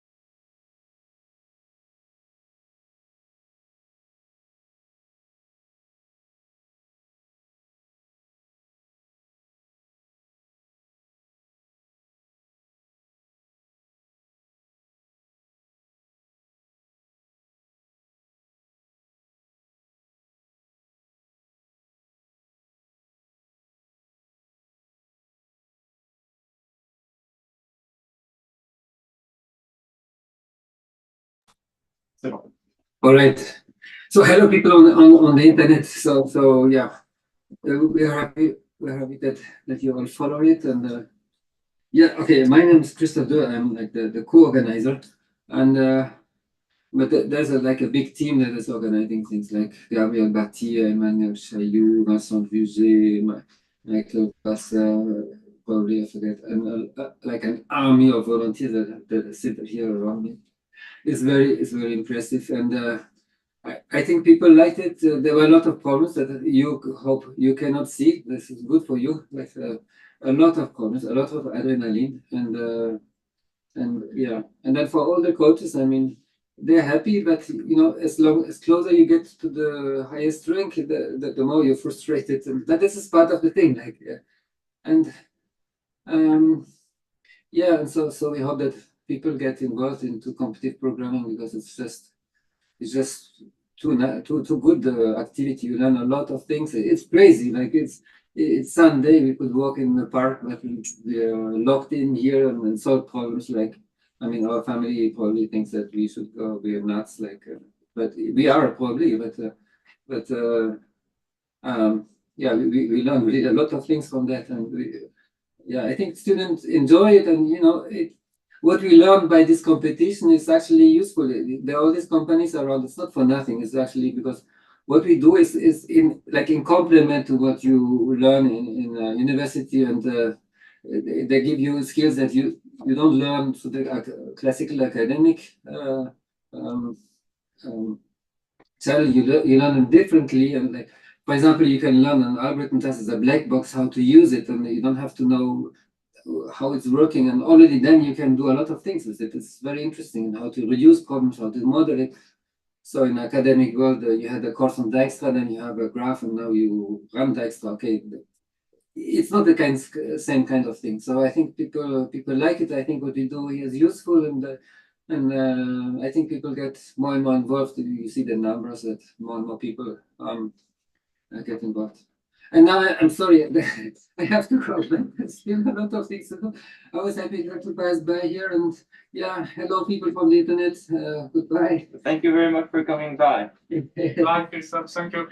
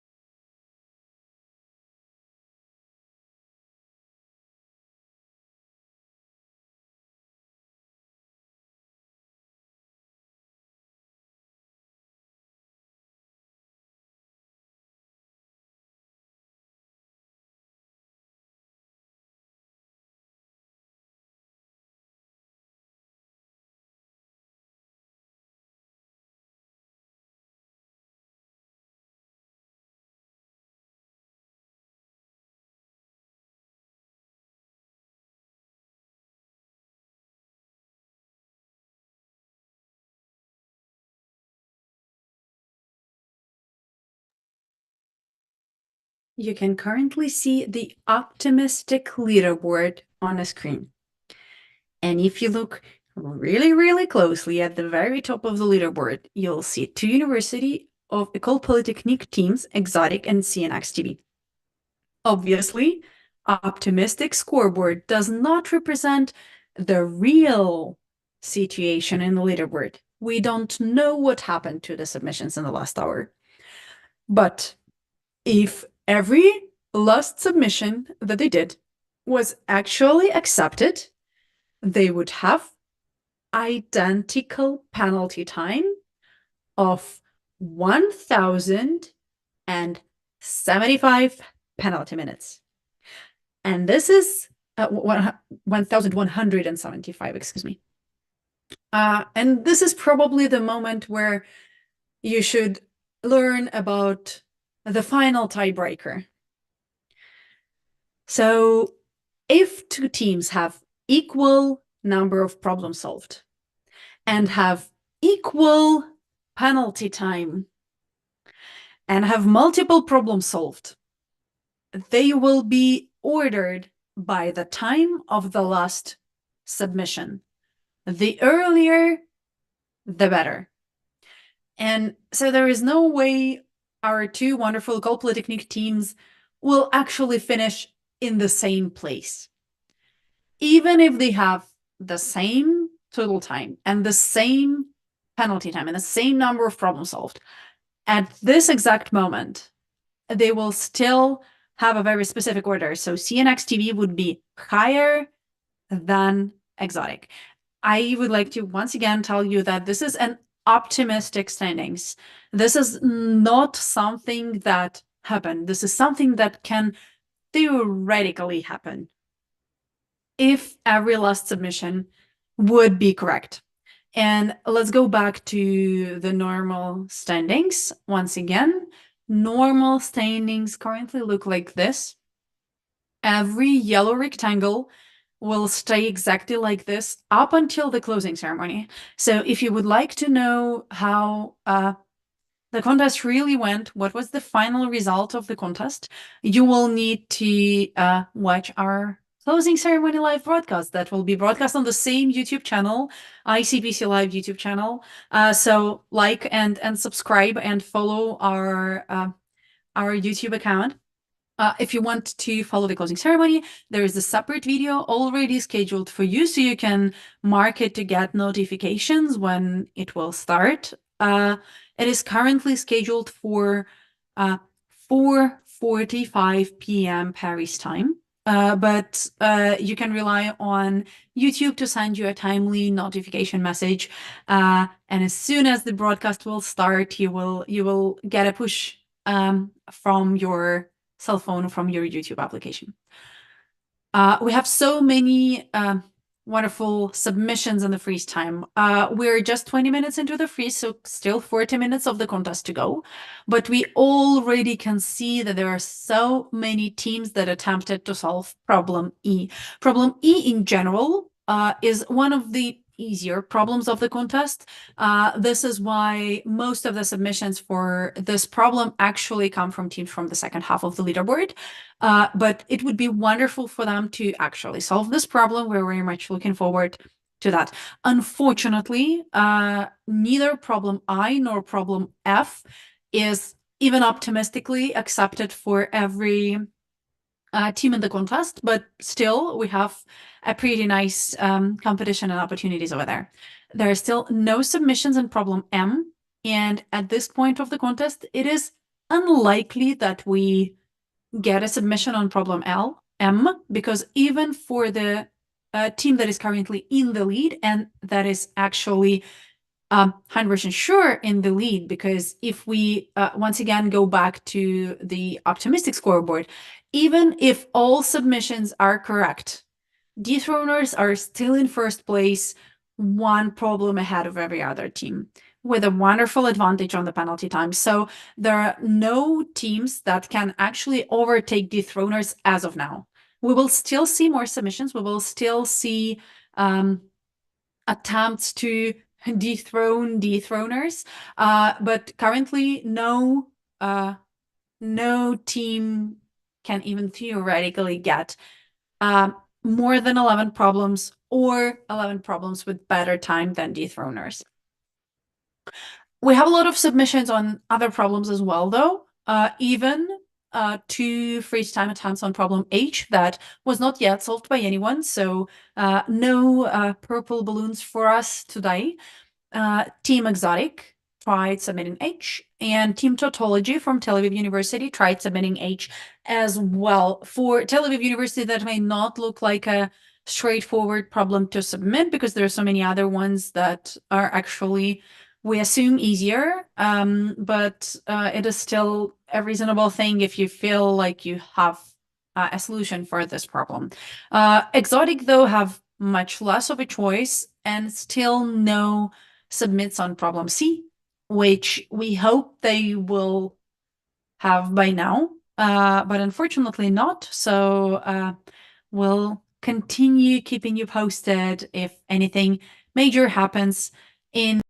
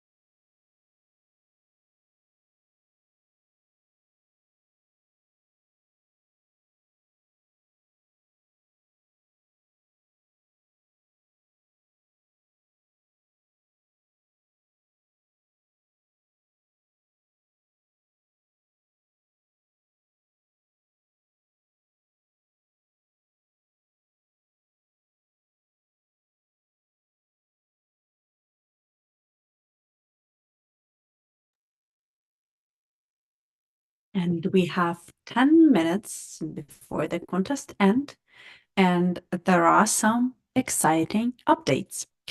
Let me fill you in. So first of all, just now we had our second attempt on problem H from our leaders, Team Dethroners from UDH Zurich. We have a lot of submissions in the top 10. So as we will go from the top to the bottom, look at this exciting yellow squares in our leaderboard or blue squares in official public leaderboard. Not just Dethroners submitted problem H, but also Team Exotic submitted problem H and problem C. We've been waiting for that problem C submission for a long time, so we expect that to be right or at least very close to the correct submission. Volterra G and G submitted problem G, no submission on problem D yet. CNX TV submitted both D and G. Uniboys submitted problem D, which was expected. Heroes of the Sea did 3 submissions, C, D, and G. So potentially a lot of teams have 11 problems, and it's possible that Team Dethroners can, in theory, have 12 problems. But as we see that there are new submissions from Team Exotic on problem H and from Team Volterra G and G on problem G, we assume that their previous submissions were incorrect. So when we will look at the optimistic scoreboard in a second, we will accommodate for that theory that if team submits the same problem multiple times, then they have not yet gotten it. Absolutely, teams can make sure that we deduce that incorrectly, but we just figured that it will be the most consistent with the real life results trajectory. We have submissions from UPC 1 on CNG. We have UPC 2 submitting for H, EPFL Olympiads 2 CNG again, and EPFL Olympiads 1, both D and L. Problem L was submitted by most of the teams in the top. So if we look at the optimistic standings, every single team from team 1 to team 22 have at least submitted problem L, potentially solved, which is a great result for that problem because it was a little on a harder side for our contestants throughout the contest, but now it looks a very reasonable performance. Let's take a look at the public standings. This is what we're looking at in cumulative mode. So we have 21 team attempted problem A, 11 team attempted problem B, 8 attempted problem C, 6 problem D. So this is quite a lot for the more complicated problems. I mean, if you look at the problem L, there is a potential possibility that problem L will be actually much closer to A and B in difficulty than it was initially throughout the contest, which is very exciting. And I absolutely enjoy it when teams underestimate or misinterpret the difficulty levels of specific problems. Obviously, it affects significantly the way the contest goes, and it's a nice thing to be able to lead our teams onto that just a little bit. Every team still has a little more than 6 minutes to try and solve the problems of the contest, but we do not expect too many submissions into new problems, specifically in the very top. As I've already said, it's very important to look at your penalty time, and if you have started solving a problem at the freeze time, there is usually not enough time for you to work through multiple problems, and it's just better to concentrate on a single problem altogether. Let's look at the first page of the optimistic standings and try to deduce something about penalty time. So if Team Exotic and Team CNX-TV both solve both of their submitted problems, which I repeat are CH and DG accordingly, they will finish in the following order. So Team Exotic can, in theory, have 1,506 penalty minutes, and Team CNX TV can, in theory, have 1,500 is it 69 or 89? I'm sorry. The font is just too small on my computer. Minutes. So they can potentially finish in this exact order 1593. Apologies. But having solved 2 of these problems is not very likely, specifically because CNX TV just submitted their problem D again. So in our projected results, they just lost 20 more minutes because now we assume that they have not solved this problem before.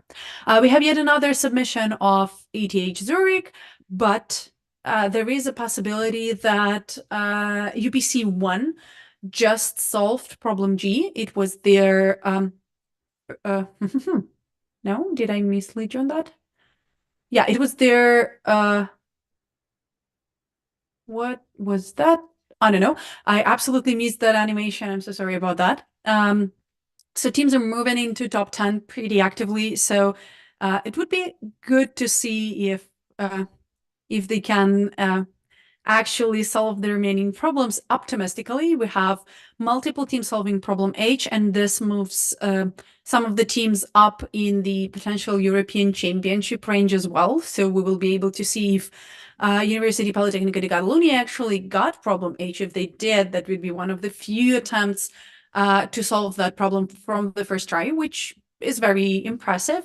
One of the more suspicious black cells, which we do not expect to see at the top on easier problems, would be Team Flag 10 and Team Volterra GNG not solving problem D yet, as well as EPFL Olympiads 1 not solving problem C, but instead going for more complex problems D and I guess problem G as well. We have 3 minutes till the contest end. Submissions will still be going in up to the very end of the contest, and trust me, at the very end of the contest, we will see a lot of random submissions because teams will not have any time to actually test things, but rather just try and submit and submit and submit and submit as much as possible without testing. And sometimes it makes sense, and we even saw some of the successful attempts to solve a problem like that at the very last moment. For example, if there is an optimization problem, you can run it with all the different parameters, for an optimization algorithms. How many iterations can you do? Do you want to do 1,000 iterations or smaller number of iterations? We'll still be able to see that. In the last few minutes, judging team disabled the testing queue for us. So even us carefully following the live broadcast will not know to the full extent how many submissions were done at the very last minutes. So let's look at this intermediate leaderboard. And you will see the official leaderboard on the domjudge.lip6.fr page. It is in the video description, as well as you can retype it from this URL over here on screen. And as we will go closer to the closing ceremony, you will be able to actually see how things work and what the final leaderboard would look like, as well as our incredible closing ceremony and resolver. We have 45 seconds till the contest end. I hope you are sending all your energy to your favorite teams now. And let us know if you enjoyed the broadcast. If you have any interesting feedback, send us an email at live@icpc.global. We'd be happy to get your ideas on how to make this broadcast more exciting. Absolutely don't hesitate to let us know. I would like to extend my hugs and congratulations to the whole incredible team of volunteers at Sorbonne University. I think the contest was a huge success, and specifically for an outstanding live broadcast team on the other side of my Zoom call. Guys, if you have a second, please join us in the broadcast for for some goodbyes, and I'm very happy to be working with you today. Thank you so much.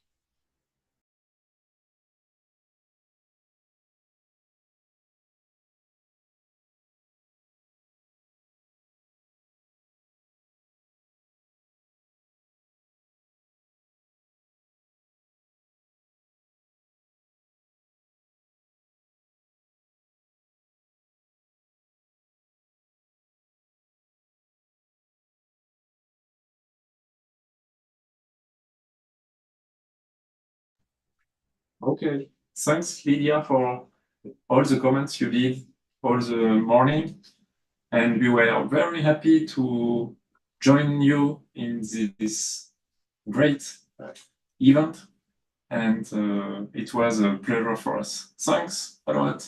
Goodbye, everyone. Yes. See you at the closing ceremony. Well, we won't be kind of commenting, but I hope you will be there. Great. Goodbye.